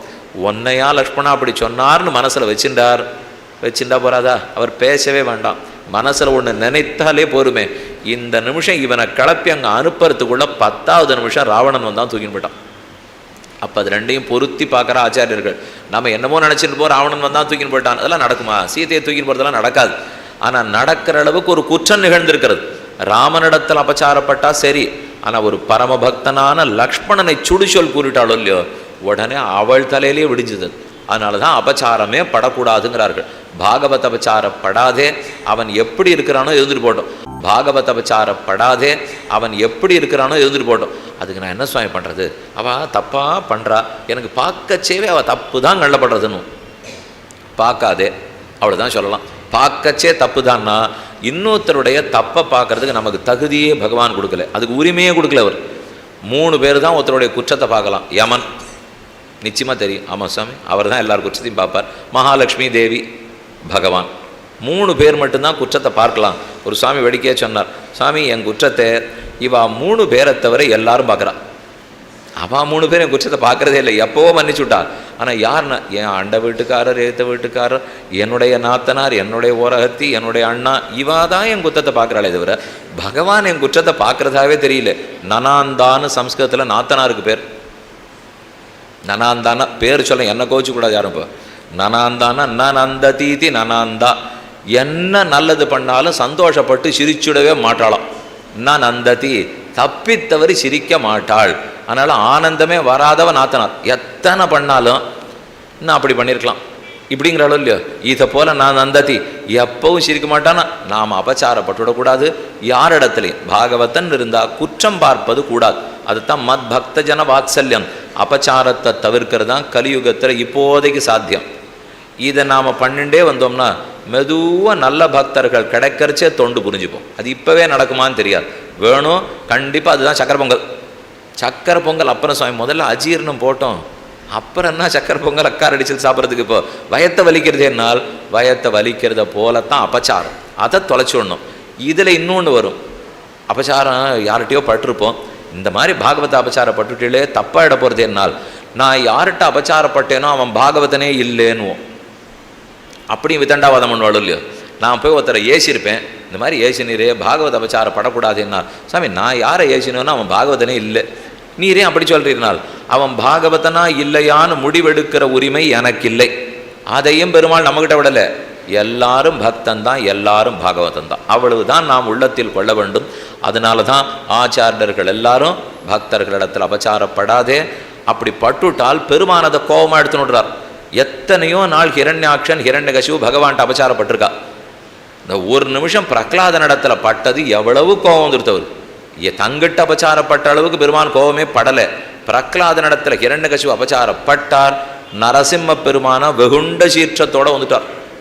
ராமனை ராவணன் சல்லடக்கண்ணா தொலைக்கிறான். சிரிச்சுட்டே சண்டை போட்டார் ராமன். ராவணன் பார்த்தார், இவர் கோபமே வராது போல் இருக்கு, இவரை விட்டுடுவோம், இவர் பக்தனான ஹனுமானை அடிப்போம் அப்படின்னு வரிசையா சல்லடக்கண்ணா ஹனுமானை தொலைக்கிறார். பச்சை திருமேனிலை எங்கே பார்த்தாலும் ரத்தமாக கொட்டுறது. திருஷ்டுவா பிளவகசார்தூலம் கோபஸ்ய வசமே இவான். அதை பார்த்துட்டு ராமனுக்கு வந்தது கோபம். அப்போ சூளுரைக்கிறான் ராமன். அதாறு ஹனுமான் அம்பால் அடித்தது. இன்னைக்கு ராமனுடைய வீரம் என்னங்கிறத உலகம் பார்க்கட்டும். என்னை சக்கரமா சுழன்று மூலபலத்தை அழித்தான். அது வரைக்கும் கோபமே வரல ராமனுக்கு. ஹனுமான் அடிச்சான்னு உடனே தான் கோபம். அதே கண்ணனுக்கு பீஷ்மாச்சாரியர் வரிசை அம்புகளாக கொடுக்கிறார், ஒரே கண்ணா தொலைக்கிறார். இப்போவும் திருவல்லிக்கேணியில் பார்சாதி பெருமாள் முகம் எப்படி இருக்கு, பொழிஞ்சு இருக்கும் இல்லையா? திருவல்லிக்கேணியில் பார்சாதி பெருமாள் செவிச்சிருக்கலே, உற்சவரை பார்த்தீங்கன்னா எல்லாம் அம்பு பட்ட வடுவடுவாக இருக்கும். மொத்தம் பீஷ்மர் விட்ட அம்பு. தேரில் முன்னாடி உட்காந்துக்கிறார், மொத்த அம்பையும் பெருமாள் ஏற்றுட்டே இருக்கார். ஒன்றும் கவலைப்படல, சிரிச்சுட்டே சண்டை போண்டார். ஆனால் பீஷ்மர் அம்பை மாற்றினார், அர்ஜுனனை அடிக்கிறதுக்கு ஆரம்பித்தார். அர்ஜுன உடம்பெல்லாம் ரத்தம் வந்தது. கோபம் கண்ணனுக்கு. என்ன அர்ஜுனா, ஆரம்ப நாள்லேருந்து சண்டை போடுறேன், முடிச்சிருவேன் பேச்சோட சரி, நீ ஒரு சண்டையும் ஒழுங்காக போடுறதா தெரியல. இன்னும் பீஷ்மர்கிட்ட உனக்கு அன்பு போல் இருக்கு. போர் நீ போட்ட சண்டை. கடிவாளத்தை தூக்கி குதிரை மேலே போட்டார். உயரமான தேரை வாழ்து. அந்த தேரில் என்ன குதிச்சார். குதித்த வேகத்தில் பூமி நடுங்கித்து. மேல் உத்தரியம் கீழே புரள்றது. தலை குடுமி கட்டு குடுமி கேசவனுடைய கேசம் அவுந்துடுத்து. போன வேகத்தில் கையில் சக்கராயுதம் வந்தது.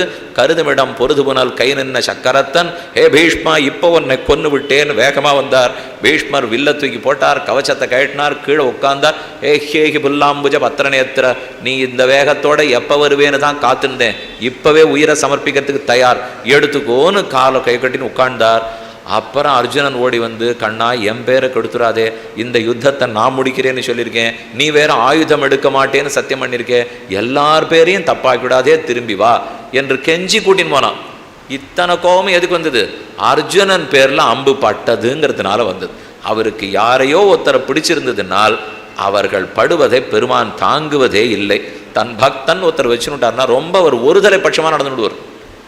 நம்ம நடுநிலையாக இருக்கணும்னு ஒன்றும் இல்லையோ, பெருமாள்கிட்ட அந்த நடுநிலை கிடையவே கிடையாது. அடியார்கள்னு இருந்தால் ஒரு தலைப்பட்சம்தான். அடியார் இல்லைன்னு சொன்னால் அவர்களை வேற மாதிரி தான் நடத்துவார். நம்ம எத்தனை வேணா வழக்காடு மன்றம் வைக்கலாம், நடத்தின்னு இருக்கலாம். நடுநிலை சரியா சரி கேட்டுட்டே இருக்க வேண்டியதுதான். தொண்டை தண்ணி தான் மிஞ்சும், வேற வழியே இல்லை. அவர் அப்படித்தான் இருக்கார். பாண்டவர்களை பிடிச்சிருக்குன்னு பிடிச்சிருக்கு, கௌரவர்களை பிடிக்கலன்னா பிடிக்கல. ஏன் எதுக்குன்னு காரியம். சுவாமி நீதிமன்றத்தில் கூண்டில் ஏற்றுங்கோ கண்ணனை, எதுக்காக பிடிச்சிருக்கு கேட்கணும்னால் பிரயோஜனமே இல்லை. கூண்டில் ஏற்றவும் முடியாது, பதில் வரவும் போகிறதில்லை. இதோ பெருமான் எழுந்துள்ள இருக்கார், நன்னத்தானே இருக்கார், கேளுங்களேன். எத்தனை கேள்வி. எதுக்காக துரியோதனனை தோக்கடிச்சீர், எதுக்காக அர்ஜுனனை ஜெயிக்க வச்சீர், அதே சிரிப்பு தான் கிடைக்கும். என்னைக்கா இருந்தாலும் ஒரே சிரிப்பு தான் பதில் கிடைக்கும். இதுக்குத்தான் ஆழ்வார்கள் எழுதுறது என்ன தெரியுமா? கேள்வி கேட்டு நேரத்தை வீணடிக்காதே, ஒன்று செய். பாண்டவர்களிடத்தில் அவ்வளவு பிடித்தம் இருக்கா? பிரகலாதன கண்ணனுக்கு அவ்வளவு பிடிச்சிருக்கா? நரசிம்மனுக்கு பிடிச்சிருக்கா? அப்போ நீ ஒன்று செய். அவனுக்கு பிடிச்ச கோட்டிக்குள்ளே எப்படியான நுழையறதுக்கு வழியை பார். அதை விட்டுட்டு அவாளையம் பிடிக்கலன்னு கேட்டுட்டு இருக்காதே, அர்த்தமே இல்லை. ஒன்றுமே வாழ்க்கையில் உருப்படத்துக்கு வழியே இல்லை. அப்போ ஒரே வழி தான். இப்போ அவருக்கு யாரையோ பிடிக்கிறதா, கோபிகளை பிடிக்கிறதா, நான் உள்ளே பூந்துக்கலாமா? அவருக்கு கோபர்களை பிடிக்கிறதா, நானும் ஒத்தன் ஆகலாமா? அவருக்கு பாண்டவாளை பிடிக்கிறதா, நானும் நிழலில் ஒதுங்கலாமா? அப்போ பக்தன் இருந்தால் அவன் நிழலில் ஒதுங்கி பெருமான் அருளை பெறுவதற்கு தான் வழி பார்க்கணுமே தவிர இதை விட்டுட்டு ஏன் அவர் கௌரவர்களை தோக்கடிச்சார்னா கேட்டுட்டே இருக்க வேண்டியதான். பிறவி முடிஞ்சு போடும், பதில் மட்டும் வரவே வராது. இது ரொம்ப அந்நியாய சுவாமினால். நியாயம் அந்நியாயத்துக்கெல்லாம் இங்கே இடம் இல்லை. இப்போ அவர் தான் தலைவர், அவர் தான் முதலாளி. என்ன சட்டம் வச்சுருக்காரோ அதான் சட்டம். நல்ல முதலாளி. அவளுதான் சொல்ல முடியுமே தவிர இவர் வச்ச சட்டம் தெரியா தப்பான்னு கேட்டுட்டே இருக்க வேண்டியதான். நம்ம தேசத்தில் கூட தான் எத்தனையோ சட்டம் இருக்குது, கேள்வி கேட்க முடியுமாண்ணா? இதுதான் சட்டம்னா இதுதான் சட்டம், வேணும்னா சட்டத்தின்படி வாழ். அது என்ன சுவாமி 30% வருமான வரியெல்லாம் நான் கட்டுறதா இல்லை, சத்தம் போட்டு பாருங்க, வேணும்னா போட்டு பாருங்க, கொஞ்ச நாள் போட்டுருக்கலாம், அப்புறம் நம்மளை உள்ளதுக்கு போட்டுருவோம், இதுதான் நடக்கும். அதனால் நம்ம பேசி பிரயோஜனம் இல்லை. இப்போ இதுதான் சட்டம்னா சட்டத்துக்குட்பட்டு முன்னேறுவதற்குத்தான் வழி பார்க்க வேண்டும். அதனால் பாகவதற்கு இடத்துல அபச்சாரப்பட்ட அவருக்கு பிடிக்கிறதில்லை, படவே கூடாது. அவர்களுக்கு எத்தனை கைங்கரியம் பண்ணணுமோ பண்ண வேண்டும், அது நீங்கள் தேடணும். நம்ம தேடி தேடி இந்த கைங்கரியம் பண்ணலாமா, அவருக்கு துணி துவச்சி போடலாமா, பூத்தொடு கொடுக்கலாமா, பால் கொடுக்கலாமா, இல்லை அவருக்கு ஏதாவது உடம்பு சரியில்லைன்னா போய் நம்மால் ஆனதை செய்யலாமா. ஆச்சாரியர்கள் குருக்களுக்கு என்னென்ன கைங்கரியம் பண்ணணும் பண்ணாதான் பெருமானுக்கே கைங்கரியம் பண்ணதாக அர்த்தம். இதை நினைவில் கொள்க. இது கலியுக தர்மம். இதை தவிர மற்றொரு முக்கிய தர்மம், கலியுகத்துக்குன்னு பகவானால் விக்கிரக ரூபத்தில் கோவிலில் இருக்கிற பெருமாளை சேவிக்கிறது தான் தர்மம். நம்ம அன்னைக்கு இருக்கிற கண்ணனே ராமனே கோவிந்தனே நினைக்கிறதுல அர்த்தமே இல்லை, அவள்லாம் இப்போ இல்லை. இப்போ இருக்கிறவாள்லாம் பக்கத்தில் கோவிலில் எந்த பெருமாள் இருக்காரோ அவர் தான். 5 நிலைகள் உள்ளன. கலவு வெங்கடநாயகான்னு சொல்லுவா. கலியுகத்துக்குன்னு கடவுள் சீனிவாச பெருமான், வெங்கடேச பெருமான், அவர் கலியுகத்துக்கு தெய்வம். ஏன் அப்படி சொல்கிறாள்னால், விக்கிரக ரூபத்தில் இருக்கிற தெய்வத்தை பத்துவது தான் கலியுகத்துக்கு தர்மம். திரேதாயுகம் துவாபர யுகமாக இருந்தால் விபவாவதாரம், அவதாரம் பண்ண பெருமாளை பற்றலாம். ஆனால் கலியுகத்துக்கு அவர் இல்லையோ இல்லையோ, இப்போ சாத்தியம் இல்லையே.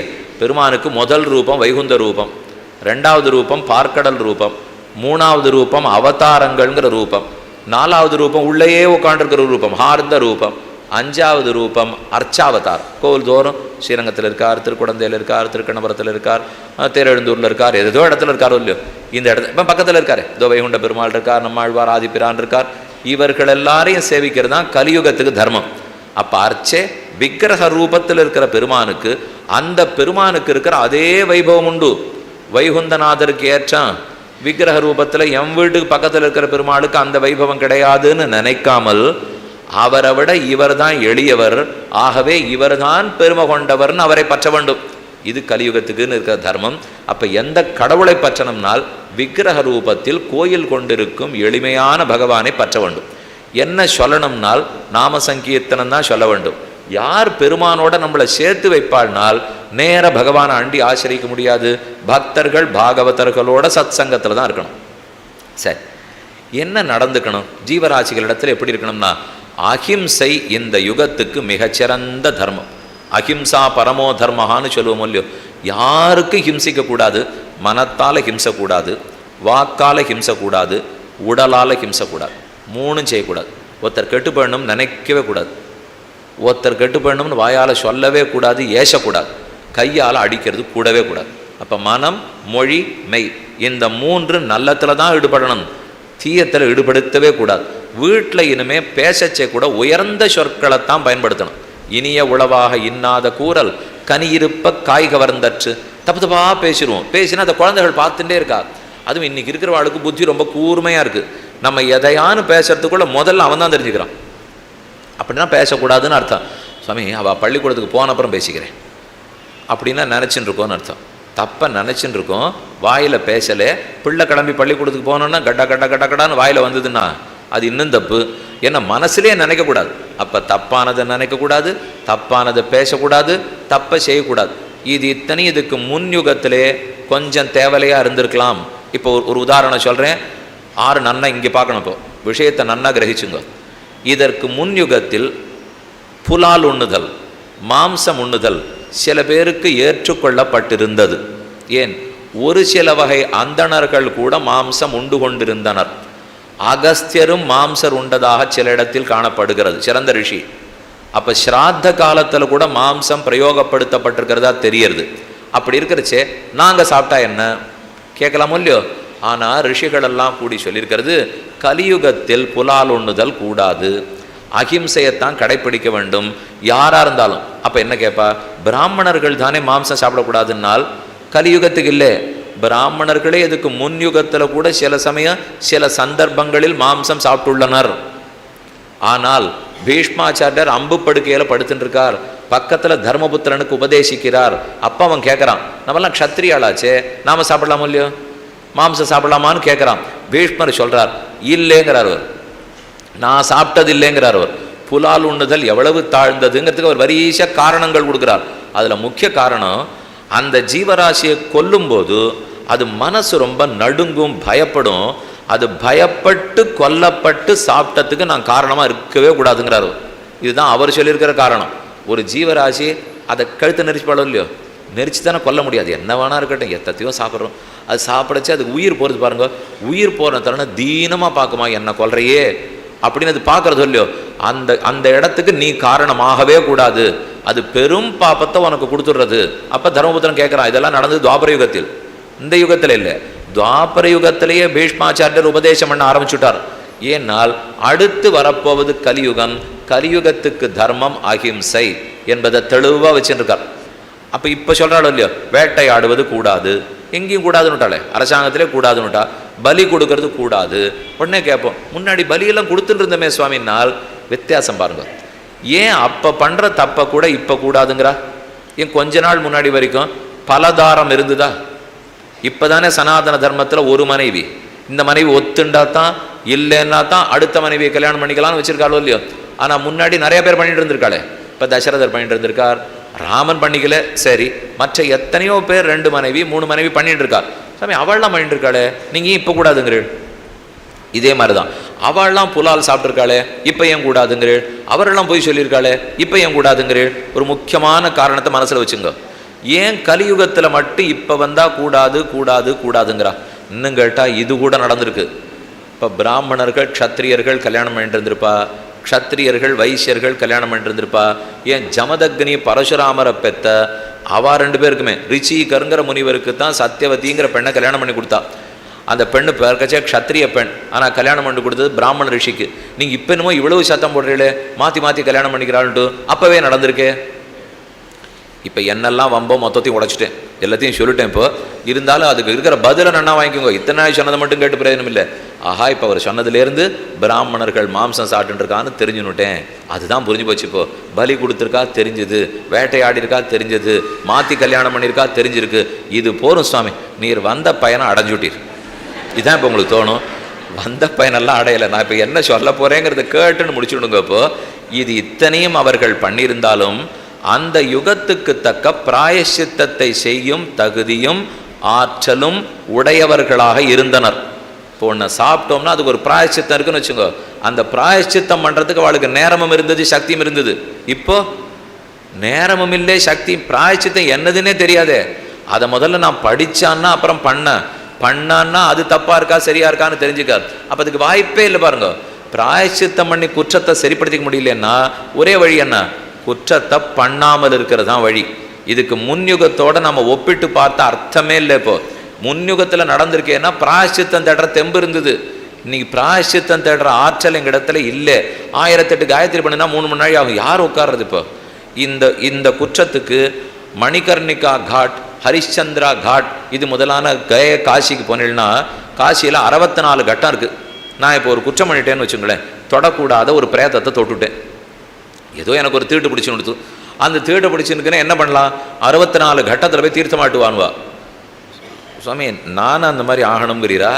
நீர் சொல்கிறத பார்த்தா நான் உயிரோடு இருக்கணும்னு ஆசைப்படுறேன். இப்போ 64 கட்டத்தில் இறங்கி ஏறினா என் நிலைமை என்ன ஆகுது? இப்போ அதெல்லாம் இல்லை, நாங்கள் இங்கேருந்தே கைகூப்பிக்கிறோன்னுவோம். அப்போ தான் வேதம் நன்னா பிடிச்சிக்கும். முடியலையோ இல்லையோ தெரியறதா, அதுக்கு தான் தொடாதேன்னு சொன்னேன். இது ஏற்கனவே பண்ணாலேன்னால் பண்ணத்துக்கு பிராயசித்தம் தேடுற தெம்பு இருந்தது அவளுக்கு. இப்போ நம்மகிட்ட பிராயசித்தம் தேடுறதுக்கு வழி தெரியல. அப்போ இதில் ஈடுபடாமல் இருக்கிறது தான் நல்லது.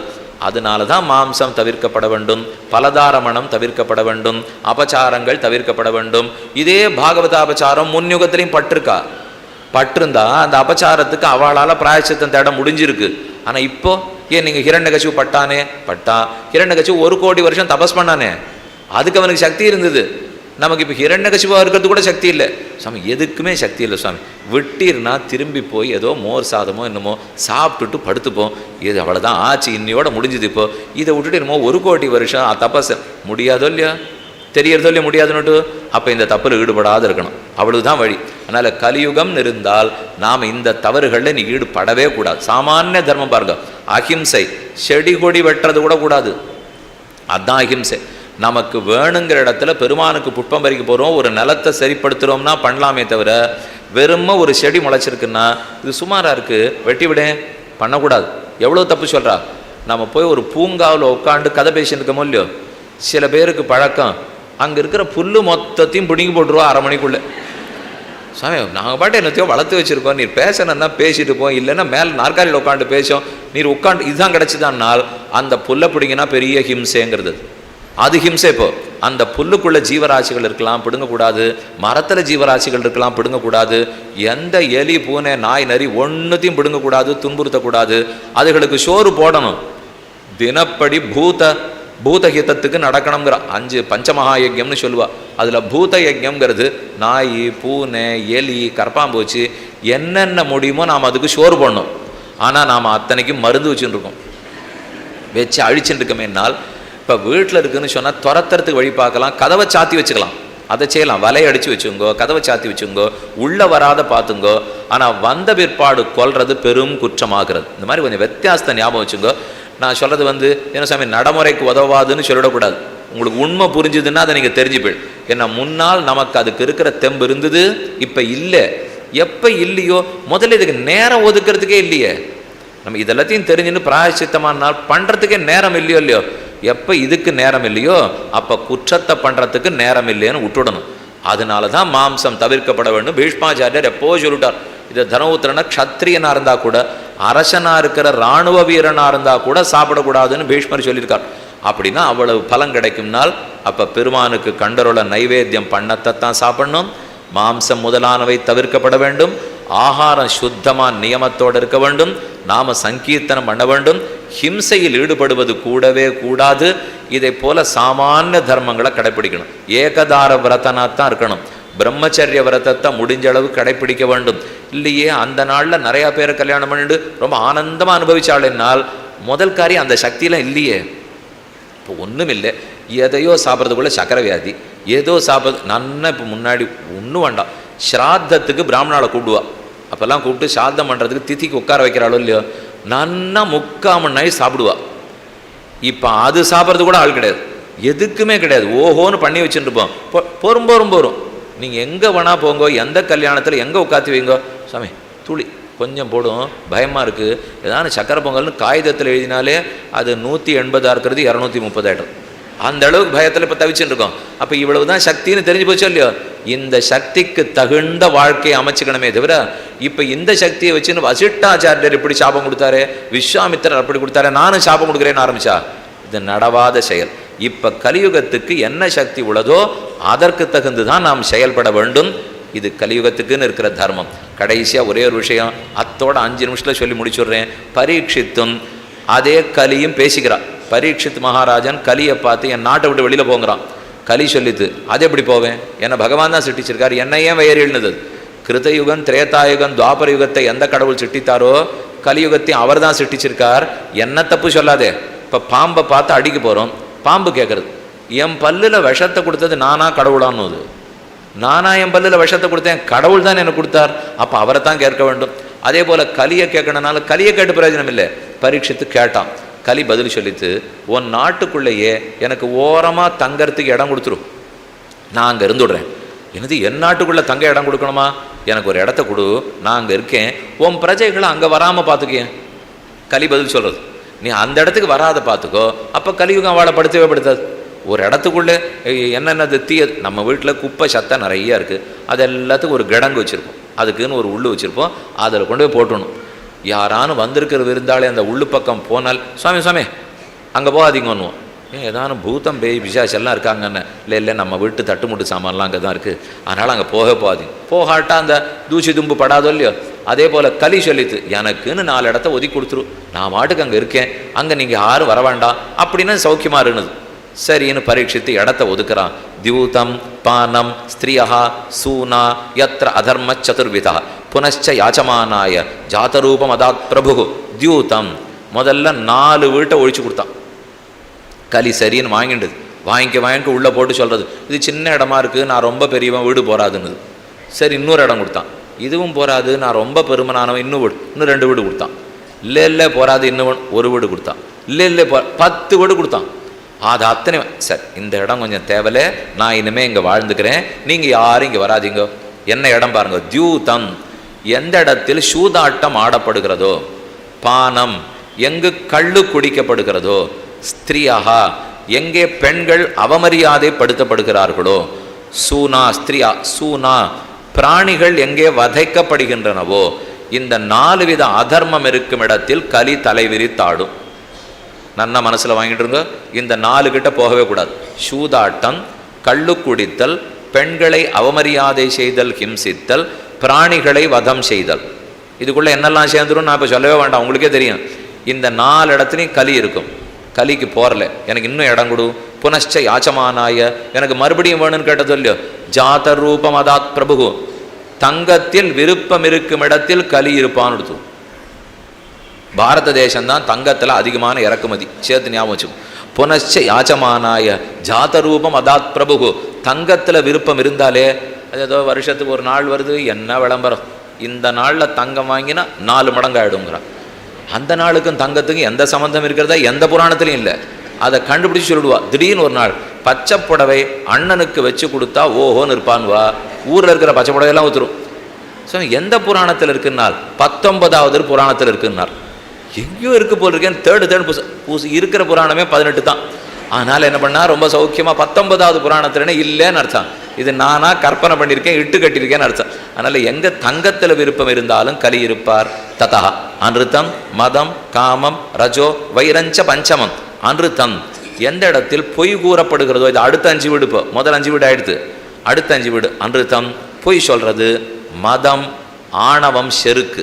எங்கே மதம் பிடிச்சு அலையறான்னு சொல்லலையா, யானையாட்டம் மதம் பிடிச்சு அலையறான் சுவாமி அப்படின்னா ஆணவத்தோடு இருக்கான், செருக்கோடு இருக்கான்னு அர்த்தம். அது எங்கே இருக்கோ?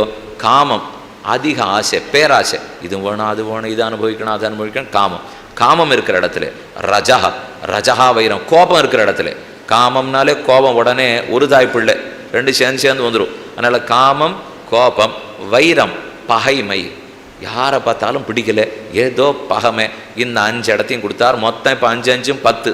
தியூதம், பானம், ஸ்திரியா, சூனா, ஜாதரூபம், அன்ருத்தம், மதம், காமம், ரஜஹா, வைரம். இந்த 10 இடம் கலிக்கு ஒழிச்சு கொடுத்துட்டார். கலி உடனே சொல்லி போயிடுத்து. விஷஸ்ய நஷ்டான் ஸ்திரீன் பாதான் தபசௌச்சம் தயாமிதி. ரொம்ப சௌக்கியமாக நான் இந்த 10 இடத்துல இருக்கேன், உன்னுடைய பிரஜைகளை இந்த இடத்துக்கு வராத பார்த்துக்கோ. வராட்டா நீ ஒன்றும் படுத்த மாட்டியான்னா மாட்டேன்னு எடுத்து கலி. கொன்னு உயிரொன்னும் விஷாதி பகை பசீது எனவெல்லாம் நின்னு உலகில் கடிவான் நேமிப்பிரான் தமர் போந்தார். உயிரொன்னும் வியாதி பகை பசி என்னென்ன தீமை உண்டோ மொத்தத்தையும் ஒழிச்சுக்கோ பரீட்சித். நான் ஒன்றும் தடுக்க மாட்டேன், இந்த இடத்துக்கு உன் பிரஜைகளை வரவிடாமல் பார்த்துக்கோ. அப்போ நாம் என்ன செய்யணும்? கலி நம்மளை படுத்தாது இருக்கணும்னா இந்த 10 இடத்துக்கு போகாது இருக்கணும், பாகவத அபச்சாரப்படாது இருக்கணும், பாகவதர்களுக்கு தொண்டு புரியணும், திவ்ய தேசங்கள் கோயில்கள் தோறும் இருக்கிற பெருமான வணங்கணும், பூஜை பண்ண வேண்டும், நாம சங்கீர்த்தனம் பண்ண வேண்டும், மனத்தால் அடிக்கடி பெருமாளை நினைக்க வேண்டும். இதன் வழிக்கு வாழ்ந்து கொண்டிருந்தோம்னால் கலியின் கொடுமை நம்மால் தாக்காமல் வாழ்ந்து கொள்ளலாம் என்பது கலியுகத்துக்கு சொல்லப்பட்ட தர்மம். கலியுக தெய்வமான ஸ்ரீனிவாச பெருமான் வெங்கடேசன் திருவடிகளை வணங்கி ஸ்ரீயக்காந்தாய கல்யாண நிதைய நிதையர்த்தினா ஸ்ரீ வெங்கட நிவாசாய ஸ்ரீனிவாசாய மங்களம். மங்களாசாசன பரைஹி மதாச்சாரிய புரோகமைஹி சர்வைச்ச பூர்வைராச்சாரியைஹி சத்கிருதாயாஸ்து மங்களம். ஸ்ரீமதே ரம்யஜாமாதிரு முனீந்திராய மகாத்மனே ஸ்ரீரங்க வாசினே பூயாத் நித்யஸ்ரீ நித்யமங்கலம் என்று சொல்லி விடைபெறுகிறேன். க்ஷமிக்க பிரார்த்தி.